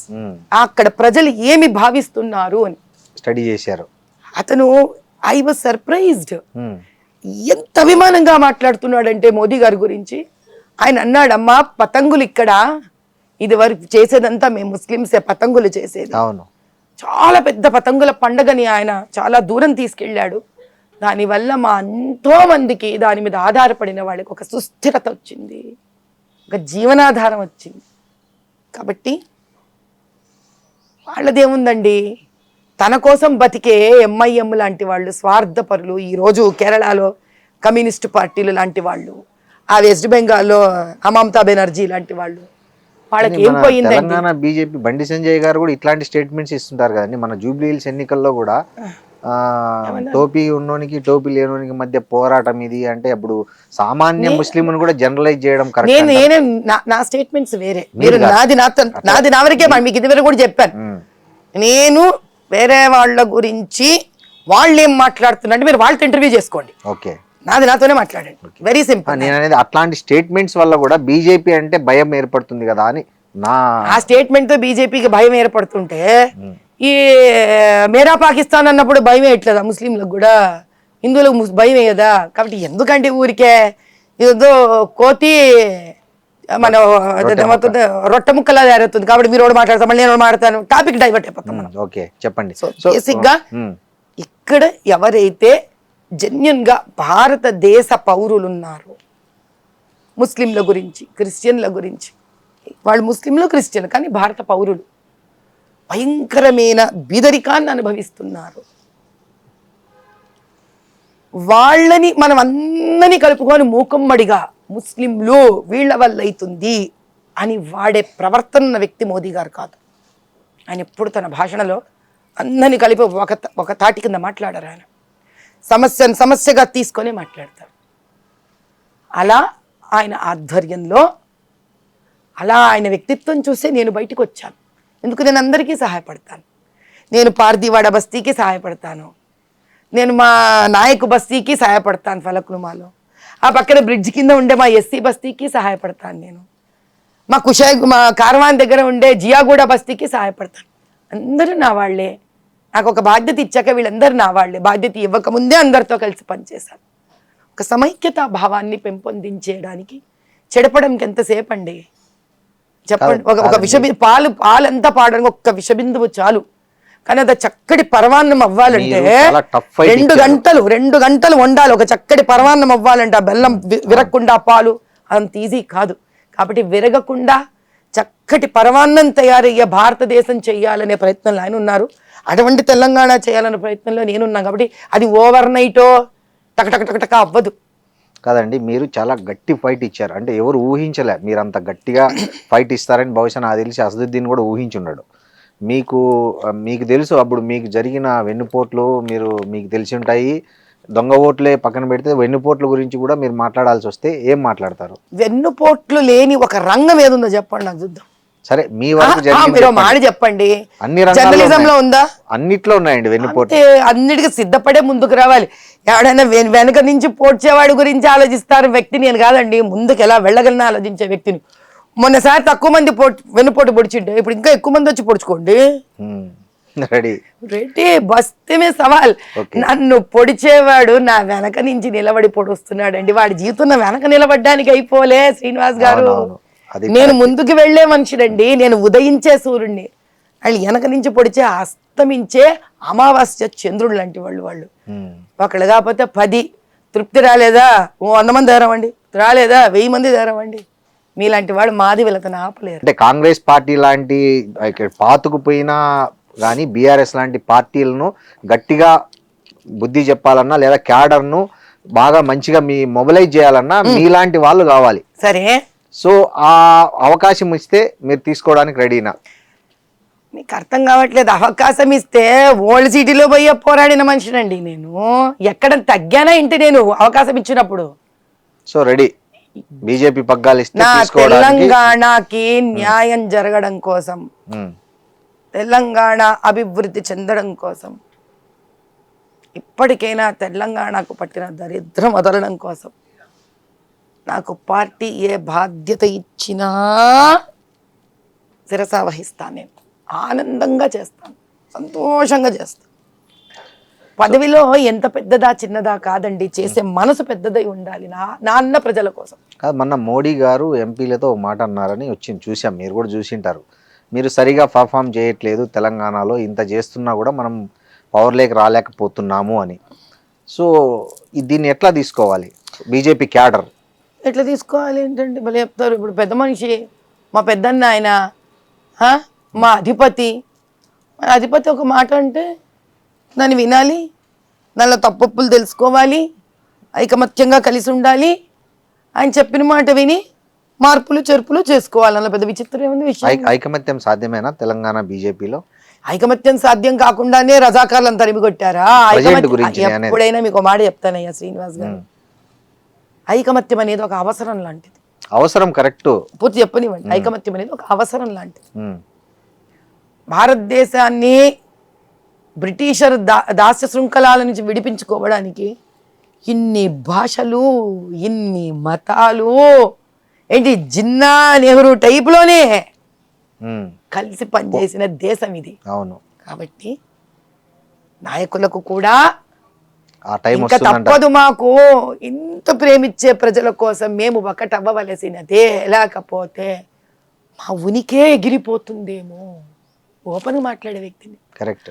అవసరం ఎంతటిది, అవసరం వచ్చిన రోజు అట్లే ప్రజలు కూడా, అరే చివరికి మోదీ గారు కదరా అక్కడి నుంచి రాజ్యం వేయలేదు మనని, మనం ఆయన కోసం ఓటు వేసుకోవాల్సిందే, బీజేపీని గెలిపించుకొని తీరవలసిందే. మన వంతు ప్రయత్నం మనం కూడా సుస్థిరంగా చేద్దాం. ఈరోజు బీహార్ని గెలిపించుకున్నాడా లేదా ఆయన, ఢిల్లీని గెలిపించుకున్నాడా లేదా ఆయన, మహారాష్ట్రాన్ని గెలిపించుకున్నాడా లేదా ఆయన, దీన్ని కూడా మనం ఆయన గెలిపించిస్తే దీన్ని కూడా ఆయన బాగు చేస్తాడు, అక్కడి నుంచి తెలుసు ఆయనకి ఏం చెయ్యాలో అన్న నమ్మకం ఇట్లా ప్రజలు కూడా ముందుకు తీసుకొని వెళితే ఒక చోట రెండు కలిసిపోతాయి. బీజేపీ పాత తరం కొత్త తరం మధ్య క్లియర్ గ్యాప్ ఉన్న మాట వాస్తవాన్ని అంగీకరిస్తారా? నాకు అన్ని తెలియదండి. నేనేమో 18 నెలలు వచ్చి ఇప్పుడు తప్పించుకుంటున్నారండి. నాకు అసలు తప్పించుకోవడం అంటే ఎలా ఉంటుందో తెలియదు. శ్రీనివాస్ గారు నన్న మీరు అనే తప్పించుకుంటున్నారు. గ్యాప్ మీరు ఫేస్ చేయలేదండి? నిజం చెప్పండి. నాకు ఇంతకీ పాత వాళ్ళు ఎవరో కొత్త వాళ్ళు ఎవరో తెలియదండి బాబు. అందరికన్నా కొత్త నేను. అదే నేను మీరు ఫేస్ చేశారా లేదా పార్టీలో? మీకు ఎంపీగా అనౌన్స్ చేసిన వెంటనే శ్రీనివాస్ గారు మీరు మాట చెప్తాను, చేసుకొని చెప్పండి. గుండెల మీద శుభ్రంగా వేసుకుంటాను, ఇక్కడ కూడా వేసుకుంటాను. మీరు ఆ ఫేస్ చేశారా లేదా? అమ్మవారి మంత్రం చెప్తాను. మీకు ఒక్క మాట చెప్తా, ప్రతి చోట ప్రతి రంగానికి ముందే తయారైన ఒక కుటుంబం ఉంటుంది, దానికి ఒక భాష ఉంటుంది. ఇదే ప్రశ్న మీరు గుండెల మీద వేసుకొని ప్రతి ఇంట్లో వచ్చిన ఒక కొత్త స్త్రీ ఎవరైతే వెళుతుందో కొత్త కుటుంబానికి, ఆమెని ఇబ్బంది పెట్టని ఒక్క ఫ్యామిలీని తీసి బయటికి ఇవ్వండి నాకు. ఇది మనుషులున్న చోట ఒక సైకాలజీ నడుస్తుందండి. కరెక్ట్ అండి, మీరు చెప్పే నిజమే. ఓపిక ఓర్మి కొత్తగా వెళ్ళిన వాళ్ళకు కూడా ఉండాలి. ఆల్రెడీ ఉన్న వాళ్ళకి ఎలా ఉంటుంది అని ఇప్పుడు నా బోర్డుదైతే మహా డేంజరు పాపం. ఏమో నా పార్టీకి నేను బతికేస్తూ వెళ్ళిపోతా. ప్రజలు ఎట్లా ఆదరించారు. చావంటే భయం లేదు, బతకంటే తీపి లేదు. నిజం చెప్పడానికి ఆగను, ముందుకు ముందు వెనక చూసుకోను. పదవి ఇచ్చినా ఓకే అంటాను, ఇవ్వకపోయినా ఓకే అంటా. టికెట్ ఇచ్చినా ఓకే అంటాను, ఇవ్వకపోయినా ఓకే అంటాను. నేను కదండి పాపం వాళ్ళకి సమస్య. అవును, నేనెవరు అర్థం అవ్వాలా? అది రాజకీయ నాయకులు ఫస్ట్ అలా ఉండరు అంటారు చాలా మంది. నేను సమస్య అండి పాపం వాళ్ళకి. నేను అర్థమైన రోజు వాళ్ళకి పూర్తిగా పాపం ఈవిడ ఏం ఉండదు, ఈవిడికి బుర్రలో మనసులో ఏం ఉండదు, ఈవిడ చివరికి బీజేపీ గెలవాలని మాత్రమే ఉంది, ఈవిడికి వేరే ఉద్దేశమే లేదు అని నేనెవరో వాళ్ళకి పూర్తి తెలిసిన రోజు వస్తుంది చూడండి. ఆ రోజు వాళ్ళే రియలైజ్ కాదు, వాళ్ళే శాంతపడతారేమో, వాళ్ళే పిలిపించేసుకుంటారు. అన్నిటికన్నా పెద్ద విషయం ఏం తెలుసా, ఈరోజు నేను మీతో ఇన్ని మాట్లాడుతున్నాను కదా, ఈ స్వేచ్ఛ ఎవరిచ్చారు? పార్టీని ఇచ్చింది, మీరు తీసుకున్నారు. ఇలా మీలాగా అందరూ మాట్లాడరు. సారీ, అవునా? కానీ నేను మాట్లాడుతుంటే నాకు పార్టీ నుంచి పెద్దల నుంచి ఫోన్ రావాలి కదా, ఎందుకు ఇచ్చావమ్మా నువ్వు ఇంటర్వ్యూ? రాలే, ఏ రోజు రాలే. ఇప్పుడు మొన్న మీరు గోరక్షల మీద దాడి జరిగింది, మీరు చాలా ప్రముఖంగా మీరు ఒక్కరే ప్రొటెస్ట్ చేశారు నాకు తెలిసినంత వరకు. లేదండి, ఈటల్ గారు వచ్చారు, అక్కడ బండి సంజయ్ గారు వచ్చారు, కిషన్ రెడ్డి గారు వచ్చారు. ఫస్ట్ నేను చెప్పేది ఏదో ఒకరు ఫస్ట్ భలే ఉందండి. ఇప్పుడు మీరు టికెట్ కొనుక్కోవాలంటే కూడా ఎవడోడు ఫస్ట్ నిలబడతాడు. ఫస్ట్ టికెట్ కొనుక్కునే నేను అనేది బాధ్యతలు ఉన్నవాళ్ళు. ఇప్పుడు కిషన్ రెడ్డి గారు ఒక మంత్రి, కేంద్ర మంత్రి, ఆయన రావాలి. ఏమి అట్లా కాదండి, నేను ఖాళీగా ఉన్నా, నేను ఏం చేయలేదు, హోమం చేసుకుంటుంటా దేశం కోసం, తెలంగాణ కోసం. కవర్ చేస్తున్నారు కానీ ఫస్ట్ రియాక్ట్ అయింది మీరే. మీరు వచ్చారు ఇంటర్వ్యూకి, అప్పుడు నేనేం చేస్తున్నా, హోమం చేసుకుంటున్నా. నేను ఎంత ఖాళీగా ఉండకపోతే దేశం కోసం కూర్చొని హోమం చేసుకుంటుంటా. చెప్పండి, ఖాళీగా ఉన్న వాళ్ళందరూ రియాక్ట్ అవుతున్నారు చెప్పండి బీజేపీలో. ఇప్పుడు మీరు వచ్చారు, నన్ను అడిగారు, రియాక్ట్ అయ్యారు. వాళ్ళ దగ్గర పోండి, అడగండి, వాళ్ళు రియాక్ట్ అవుతారు. వాళ్ళ దగ్గర పోకుండా ఎవరు చెప్తే పోలే, మీరు స్వచ్ఛందంగా తెలుసుకొని వెళ్ళారు అక్కడికి, వాళ్ళ తరఫున పోరాడారు, నిలబడ్డారు, గట్టిగా ప్రొటెస్ట్ చేశారు. మీకు మాట చెప్తాను, నిజం ఉన్నది చెప్తాను. పాత బస్తీలో యువతరం చాలా మంది ఎవరైతే సనాతన హిందూ ధర్మాని కోసం పోరాడతారో వాళ్ళందరూ అమ్మ అమ్మ అనుకుంటూ నాతో అడపా వచ్చి చర్చించుకుంటూ జనరల్గా ఏం చేద్దాం, ఎట్లా చేద్దామని వాళ్ళతో నేను టచ్లో ఉంటానండి.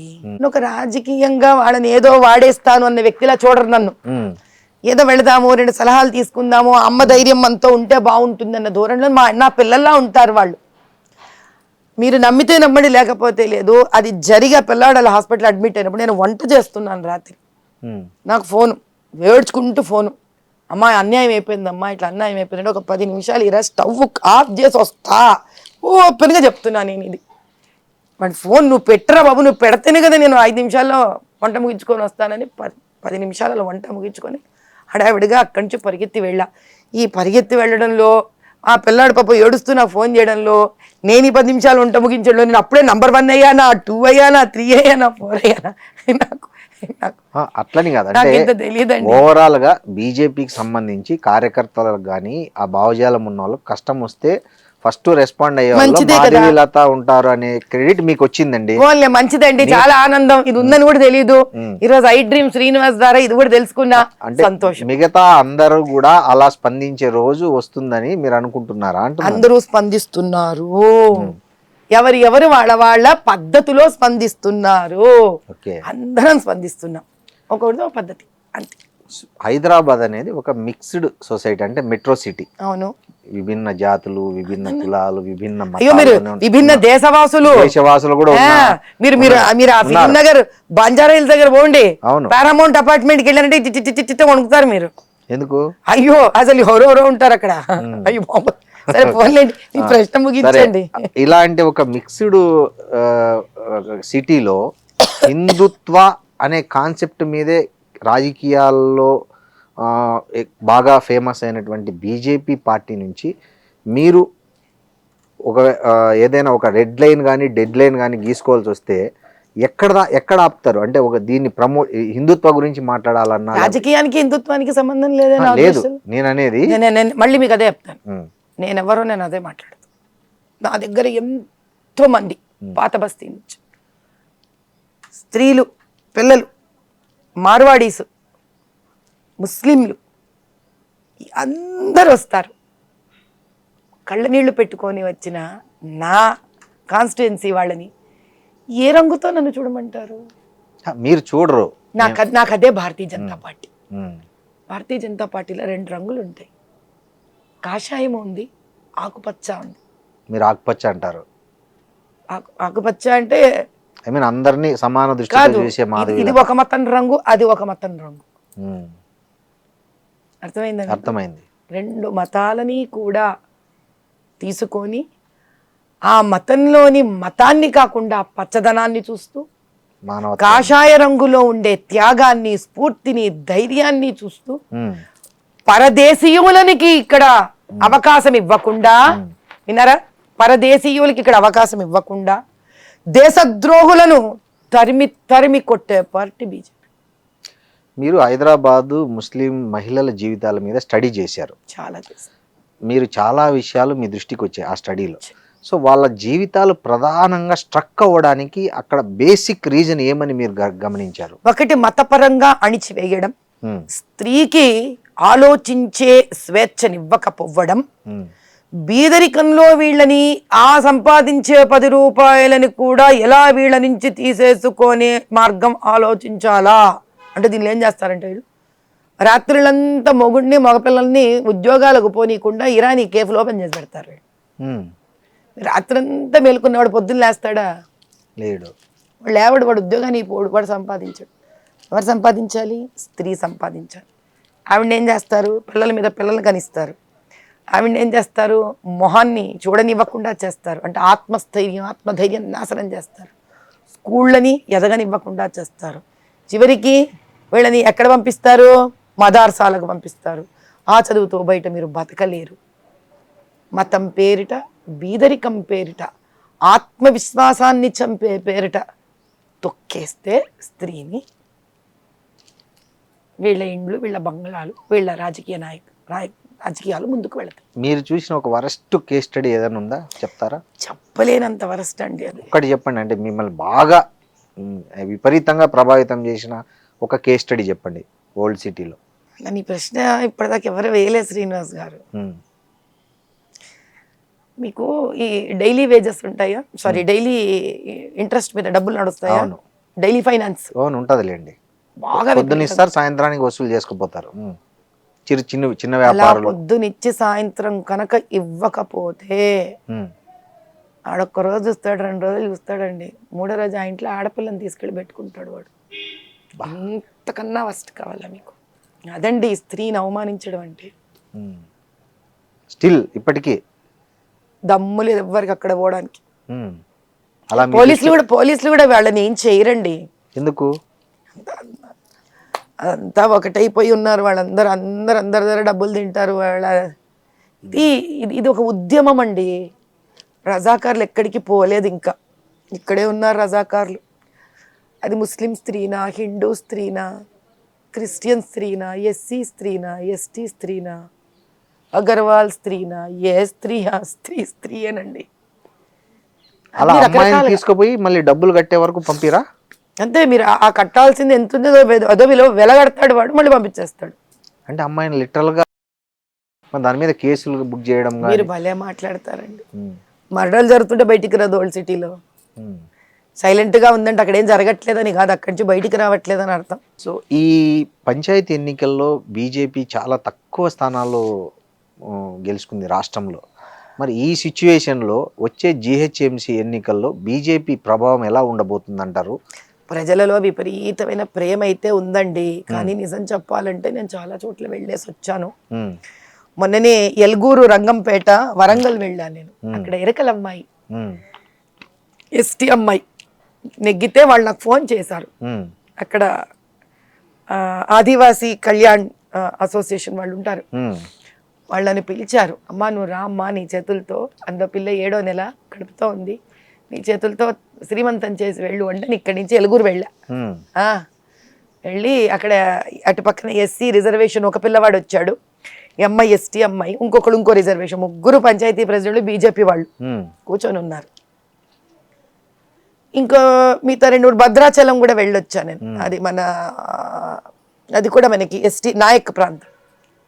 అడిగాను, ఏం రా నాన్న ఏమయ్యింది నీది అంటే, ఏం చెప్పాలమ్మా, ఇష్టం వచ్చినట్టు డబ్బులు వెదజల్లుతున్నారు, ఇష్టం వచ్చినట్టు భోజనాలు పెడుతున్నారు, డబ్బులు ఇస్తున్నారు, ఎక్కడి తేనమ్మా డబ్బులు? ఈ ప్రశ్నకు ప్రజలే సమాధానం ఇవ్వాలి. అంత డబ్బు అయితే నేను కూడా నిలబడలేనండి ఎలక్షన్స్, నా చేత కాదు. ఎంతో మంది ఉన్నారు 200 కోట్ల పైచీలకు ఆస్తులు చూపించిన మీరే డబ్బు ఇవ్వలేనని అంటే మీరు మంచి ప్రశ్న వేశారండి. 200 పైచీలకు ఉన్నవి షేర్స్ ఉంటాయి, కంపెనీ ఉంటుంది, సెటప్ ఉంటుంది. అవన్నీ రాజకీయంలో ఓటుకి నోటుకి ఇచ్చుకోవడానికి కాదు ఆ డబ్బులు. నేను చేసే చారిటబుల్ ప్రోగ్రామ్స్ కి ఎప్పుడు ఆపలేదేమో వారు. మరి అంత అన్ని వేల మందికి అన్నదానం చేశాను, స్కిల్ డెవలప్మెంట్ చేశాను, ఇప్పటికి ఎంతో మందికి డిస్కౌంట్లు ఇస్తాం అందుకు. కానీ డబ్బు ఇచ్చి ఓటు కొనుక్కోవడానికి కాదు. నేను అలాంటి రాజకీయాలు నేను చెయ్యలేను. అంతమేదండి, మీరు ఇస్తారని కాదు, అంటే డబ్బు ప్రభావం ఎంత పెరిగిపోయింది అంటే ఎలాంటి వాళ్ళు కూడా భయపడే పరిస్థితి వాళ్ళ సొసైటీలో నాకు ఉందండి, భయం ఖచ్చితంగా ఉంది. ఇష్టం వచ్చినట్టు డబ్బు పంపిణీ జరుగుతుంది. అట్లా బీఆర్ఎస్ పంపిణీ చేసింది, కాంగ్రెస్ చేస్తోంది. ఇలా చెయ్యాలి అనుకుంటే కనుక బహుశా మంచి అంటే కొత్తగా వచ్చి స్ఫూర్తితో ఉండి రాజకీయ నాయకులు అయ్యి ఏదో ఉద్ధరించాలి అనుకుంటే కనుక మాలాంటి వాళ్ళకి కష్టం. ఒకటి నాకేమో అది నీతి, ఇట్స్ మై ఫిలాసఫీ. ఆ డబ్బు నేను వాళ్ళకి అలా ఎలా పడితే అలా అన్యాయంగా ఓటు కొనుక్కోవడానికి ఇవ్వలేను. ఇప్పుడు రిగ్గింగ్ బోగసింగ్ చేసి 6,37,000 తెచ్చుకుంటే మీరు ఎన్ని డబ్బులు ఇస్తే తీసుకుంటారండి? ఓ మాట చెప్పండి, ప్రజలకు వద్దా? మంచి నాయకుడు నాయకురాలు ప్రజలకు వద్దా? అప్పుడు నేను అక్కడ అడిగాను ఎలుగురు వాళ్ళని, మరి మీరెందుకమ్మా ఓటు వేశారు, మరి వీళ్ళు మీకెట్లా డబ్బులు ఇవ్వకుండా? ఆ పాపం ఎరుకల పిల్లలు డబ్బులేం లేవు దాని దగ్గర, మరి ఎలా గెలిచావి అంటే, బీఆర్ఎస్ గవర్నమెంట్ కాంగ్రెస్ గవర్నమెంట్ ఎంత అన్యాయం చేసిందంటే, ఇక్కడ ఇప్పటికీ మా ఎస్టీ వాళ్ళందరూ ఓ నిర్ణయానికి వచ్చారు, మనలో ఒకళ్ళని నెగ్గించుకోవాలి, అప్పుడే మన ఊపిరి బయటకు వస్తుంది అని. అంత ఒక ఆదివాసీల మధ్యలో ఒక ట్రైబల్స్కి వచ్చిన జ్ఞానోదయం ఇలా సిటీలలో ఉండే వాళ్ళకి ఏ రోజైతే వస్తుందో. కానీ లాస్ట్ ఎన్నికల్లో బీజేపీ చాలా గట్టి ఫైట్ చేసింది జిహెచ్ఎంసీ ఎన్నికల్లో. సో ఈసారి ఇస్తాం, ఫైట్ ఇవ్వడానికి ఎక్కడ తక్కువ పోవదు, వెనక ఆడవండి శ్రీనివాస్ గారు, ఇచ్చే ఫైట్ ఇస్తాం. ఇప్పుడు మీకు చిన్న 3 పేర్లు ఇవ్వను. ఇప్పుడు నాయక్ బస్తీలో మంచి లీడర్ ఉన్నాడండి, ఆ పిల్లవాడు నాయక్, లంబాడి పిల్లవాడు. ఆ పిల్లవాడు సాఫ్ట్వేర్ ఇంజనీర్. అంటే ఎంత సంపాదించుకుంటాడు? వాడు ఒక ఇల్లు కట్టుకుని ఎంత సంపాదించుకుంటాడు? వాడని ఎప్పటి నుంచో అడుగుతున్నాడు, అమ్మ కార్పొరేట్ ఎలక్షన్స్ వస్తే నీ హయామే కదమ్మా ఇదంతా, నాకు టికెట్ ఇప్పించమ్మా. కానీ డబ్బులు ఖర్చు పెట్టుకుంటే ఎట్లమ్మా, ఓట్లకి ఎట్లమ్మా డబ్బులు ఇచ్చేది? ఇంకో స్థానం ఉంది జియాగూడ, ఎస్సీ పిల్లవాడు, మాదిగ పిల్లవాడు, వాడు లా చదువుకున్నాడు, బుద్ధిమంతుడు. ఎక్కడి నుంచి అమ్మా డబ్బు ఖర్చు పెట్టాడు? వాడు బస్తీలు అందరికీ సహాయం చేస్తాడు. వాడు ఏం చేయను నేను. ఇది మాధవీలత. ఏం చేయగలదు ఈ మాధవీలత? డబ్బులు ఇవ్వకుండా ఓట్లు వెయ్యని ప్రజలకి ఏం చెప్తుంది ఈ మాధవీలత? ఒకటే చెప్పగలను నేను, నాయనా నీ ఓటు ఒక బీజం లాంటిది, ఒక విత్తనం లాంటిది. ఆ పవిత్రమైన ఒక ఓటు ఏమవుతుందో అనుకుంటున్నావు కానీ కలుపు తయారు చేస్తున్నావు నువ్వు. మేమేమో తులసివనం తయారు చేయాలనుకుంటున్నాం, నువ్వు డబ్బు తీసుకొని ఆ ఓటుతో ఒక కలుపుకి విత్తనం వేస్తున్నావు. మరి ఆ వేసిన కలుపు ఏం చేస్తుంది? గవర్నమెంట్ స్కూళ్ళని నాశనం చేస్తుంది. నువ్వు ప్రైవేటు వాడికి నీ కష్టార్జితం ఇచ్చుకొని ప్రైవేటు స్కూళ్ళని ఉద్ధరిస్తున్నావు. గవర్నమెంట్ హాస్పిటల్స్ని భయంకరంగా ఉంచుతోంది ఇదే కలుపు. రాజకీయ నాయకుడు అయ్యి పవర్లోకి వచ్చి నువ్వేం చేస్తున్నావు? నీ డబ్బులు తీసుకొని ప్రైవేట్ హాస్పిటల్కి, కార్పొరేట్ హాస్పిటల్కి వెళ్ళి నీ డబ్బును అక్కడ పాడు చేసుకుంటున్నావు. బాగున్న రోడ్డుని మళ్ళీ తవ్వి మళ్ళీ రోడ్లు వేస్తూ కాంట్రాక్ట్ పేరుతో డబ్బులు తింటారు. నీ ఇంటి ముందు వర్షం వస్తే ఆ నీళ్ళన్నీ నీ ఇంట్లోకి వస్తాయి. కాబట్టి రాజకీయం అంటే 5 ఏళ్లకు వచ్చే ఒక ఓటు కాదు, 1000 2000 రూపాయలు నువ్వు తీసుకునేది కాదు. నువ్వు 2000 రూపాయలు మాత్రమే తీసుకుంటావేమో, మహా అంటే 3000 తీసుకుంటావేమో. నీ తలకాయ మీద సుమారు 3 కోట్లు తింటాడు ప్రతి తలకాయ మీద రాజకీయ నాయకుడు. తిన్నా నష్టం లేదు. నిన్ను ఎందుకో పనికి రాకుండా అప్పుల పాలు చేస్తున్నాడు. కాబట్టి ఆ ఓటర్ అర్థం చేసుకోవాలి నాయన. మొన్న మీరు ఓట్లు పంచలేదు కదండి, మీరు మొన్న ఎన్నికల్లో డబ్బు పంచలేదా మీరు? చస్తే పంచను నేను. నా 3,20,000 3,29,000 ఓట్లు అంటే ఒక 30,000 ఓట్లు. నా ప్రజలు నన్ను ప్రేమించి, నన్ను ఇష్టపడి, నన్ను నమ్మి వేసిన ఓట్లు ఇంకా ఓట్లు పడేవి నాకు. కానీ మహానుభావులు ఇక్కడ డిలీట్ చేసి పారేశారు. కాబట్టి నా పాత బస్తీతో నాకు ఏ కంప్లైంట్లు లేవు. They are the most wonderful voters. నా పాత బస్తీ ఓటర్లు అంత అద్భుతమైన ఓటర్లని నేను చూడలేదు అక్కడ. కించిత్ తప్పు లేదు నా ఓటర్లు. అందుకే నేను ఎప్పుడు మా ఓటర్లని ఏమనను. నేను ఓడిపోలేదండి. నిజము, న్యాయం, ధర్మాన్ని చూపించారు నా ఓటర్లు. బోగసింగ్లు బూత్ క్యాప్చర్లు చేస్తే, ఓట్లు డిలీట్ చేస్తే వాళ్ళు ఏం చేయగలరండి పాపము. ఒక 1 వర్డ్ ఆన్సర్ చెప్పండి, నేను ఒక చెప్తా. రేవంత్ రెడ్డి. ఒక కుండ పాలల్లో విషం రేవంత్ రెడ్డి చేస్తారు. కవిత కల్వకుంట్ల. రాజకీయ దాహం ఆ మహాతల్లికి, స్త్రీమూర్తికి ఎంత ఎక్కువైందంటే గడాపటికి కుటుంబం నుంచి విడిపోయినా నష్టం లేదు. కానీ నేను ఎప్పుడూ న్యూస్లో ఉంటాను. అవసరమైతే అంత దూరం అన్నా పోతాను పదవులకు. మోడీ. మా జన్మ సుకృతం, మా అదృష్టం. మా అంటే ఓటరు, రాజకీయ నాయకులు కాదు. ఒక ఓటరుగా, ఒక భారతీయురాలుగా నా అదృష్టం మోదీ గారు, మా భవిష్యత్తు మోదీ గారు. అమిత్ షా మంచి సైన్యాధ్యక్షుడు, పక్కన గట్టిగా రాజుకు తగ్గ సైన్యాధ్యక్షుడు. మహాత్మా గాంధీ గురించి? స్వార్థం కోసం భారతదేశాన్ని తాకట్టు పెట్టేశాడండి. పేరుకి అంత మోజుంటుందా అనుకుని ఇప్పుడు తెలుసుకుంటున్నా. గాడ్సే? నిజాన్ని నిర్భయంగా చావొచ్చినా కూడా చెప్తానంటాడు. గాడ్సే. అందుకే ఆయన పేరులోనే ఉంది గాడ్. ఆయనను అర్థం చేసుకోవడం ఈజీ కాదు. ఆయన ముస్లింల మీద ద్వేషంతో ఆయనను కాల్చలేదు.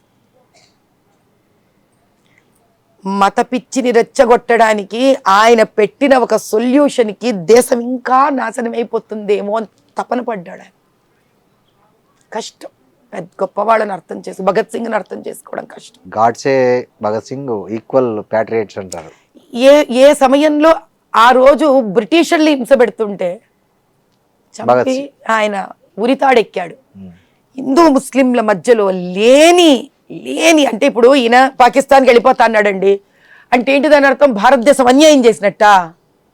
మరి పాకిస్తాన్లో జరిగిన అన్యాయం హిందువులకి ఎందుకండి ఆ డ్రామాలు? జిన్నాను పిలిచో మాట్లాడు. ఎప్పటికి తెగాలండి హిందూ ముస్లిం గొడవలు? రెచ్చగొడుతున్నట్టు కాదా అది శాంత? ఇక్కడ ఉండి ప్రపంచ శాంతి చేయలేరా? అట్లాంటప్పుడు మీరు సౌత్ ఆఫ్రికాలోనే ఉండి భారతదేశం శాంతి చేయాల్సిందిగా. ఇక్కడ భారతదేశంలో పేరు ప్రఖ్యాతిగాంచి ఇక్కడి నుంచి హిందువులు కూడా కొంతమంది అక్కడ ఉండిపోయినారు కదా. అరే ముందే బాధపడుతున్నాం, దేశం రెండు ముక్కలయ్యింది, ఎక్కడో కూడా సెటిల్ అవ్వాలి కదా, శాంతపడిపోవాలి కదా. హిందువులు చనిపోయారు, ముస్లింలు చనిపోయారు, రక్తం రెండు పక్కల చిమ్మింది. ఇంకా టాపిక్ని మనం కూల్ చెయ్యాలి కదండి, వదిలేయాలి. గతం గతహానని బతుకున్న వాళ్ళని ముందుకు తీసుకొని వెళ్ళాలి కదా. తుర్రని ఇప్పుడు నేను ఇక్కడ వాళ్ళు పాకిస్తాన్లో కూర్చుంటా అంటే ఎక్కడికి ఎండ్ అవుతుంది? ఓవైసీ అతను ఇస్లాం మతానికే చిడపురుగు. అతనే కనుక మంచివాడైతే ఇంత బీదరికం ముస్లింలలో ఎందుకుంటుందండి నా పాత బస్తీలో? పోనీ ఇస్లాం దొంగవేట్లు ఏమని చెప్పిందా? ఖురాను బూతు కబ్జాలు చేసుకోమని చెప్పిందా? అన్యాయంగా ఉండమని చెప్పిందా? అధర్మంగా ఉండమని చెప్పిందా? నీ పాత బస్తీలో ముస్లింలకి డైలీ ఫైనాన్స్లు డబ్బులు తిప్పేవాడిని కాపాడుకో అని చెప్పిందా? సరే మాధవీలత గారు, అన్ని రాజకీయాలు మాట్లాడడం పర్సనల్. మీరు మంచి సింగర్ అంట కదా. అయ్యో ఈ గొంతు బొంగురు కాదు అంటే మీరు ఫస్ట్ టైం ఎక్కడ పర్ఫార్మెన్స్ చేశారండి? మీ ఇప్పటికి కనీసం ఈ 18 నెలల్లో అయితే చాలా సార్లు పాడేశాను కాబట్టి నేనే వందే మాత్రం కూడా పాడాను. ఓకే, మీకు నచ్చిన మంచి సాంగ్ ఏమన్నా ఒకటి హమ్ చేస్తారా? అమ్మో ఈ గొంతుతోనా?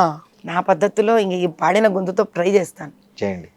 జయ జయ జయ ప్రియ భారత జనయిత్రీ దివ్యధాత్రి, జయ జయ జయ శత సహస్ర నరనారీ హృదయ నేత్రి, జయ జయ జయ ప్రియ భారత జనయిత్రీ దివ్యధాత్రి. చాలా అద్భుతంగా పాడారు మాధవీలత గారు, చాలా బాగా వచ్చింది. మా అమ్మ గురించి కదండి పాడడం, నా తల్లి భూమి భారతి గురించి కదండి పాడడం. యోగము అదృష్టం కూడా ఉండాలండి, ఆ అదృష్టం భగవంతుడు ఇచ్చాడు నాకు. థ్యాంక్ యూ అండి, చాలా విలువైన అభిప్రాయాలను నిజాలను నిక్కచ్చిగా మాతో పంచుకున్నారు. Thank you very much. మీ రూపంతో ఐ డ్రీమ్కే కాదు యావత్తు జర్నలిస్ట్ ప్రపంచానికి కూడా నేను తల వంచి నమస్కారం చేస్తాను. ఎందుకంటే ఒక రకంగా మోదీ గారు, ఒక రకంగా జర్నలిస్టులు, మూడో రకంగా నా పాత బస్తీ ప్రజలు, వీళ్ళల్లో ఎవరు లేకపోయినా మాధవీలత లేదండి, లేదు. కాబట్టి మీరు జర్నలిస్ట్గా కూర్చున్నారు కాబట్టి వాళ్ళందరికీ చేసే నమస్కారం మీకు చేస్తాను. చాలా And for more videos, Please subscribe to iDream. Please subscribe to iDream. Please subscribe iDream. And please subscribe to iDream. For more videos, subscribe to iDream. please like, share and subscribe to the channel. Congratulations, iDream. Subscribe to iDream. Subscribe to iDream. So subscribe to iDream Media. iDream team అందరికి huge congratulations. Please subscribe iDream Media. Please subscribe to iDream. Subscribe iDream. Please subscribe to iDream. iDream అంటే నా కళల ఛానల్ను subscribe చేసుకున్న నోరు తిరుగుతలేదు, మీరైతే గంట గుర్తు కొట్టండి. For more such videos, please subscribe to iDream. Subscribe to iDream. Please subscribe to iDream. Please subscribe iDream Media. Please do subscribe to iDream. Please subscribe to iDream Media. For best entertainment and information, please subscribe iDream. And don't forget to subscribe to iDream.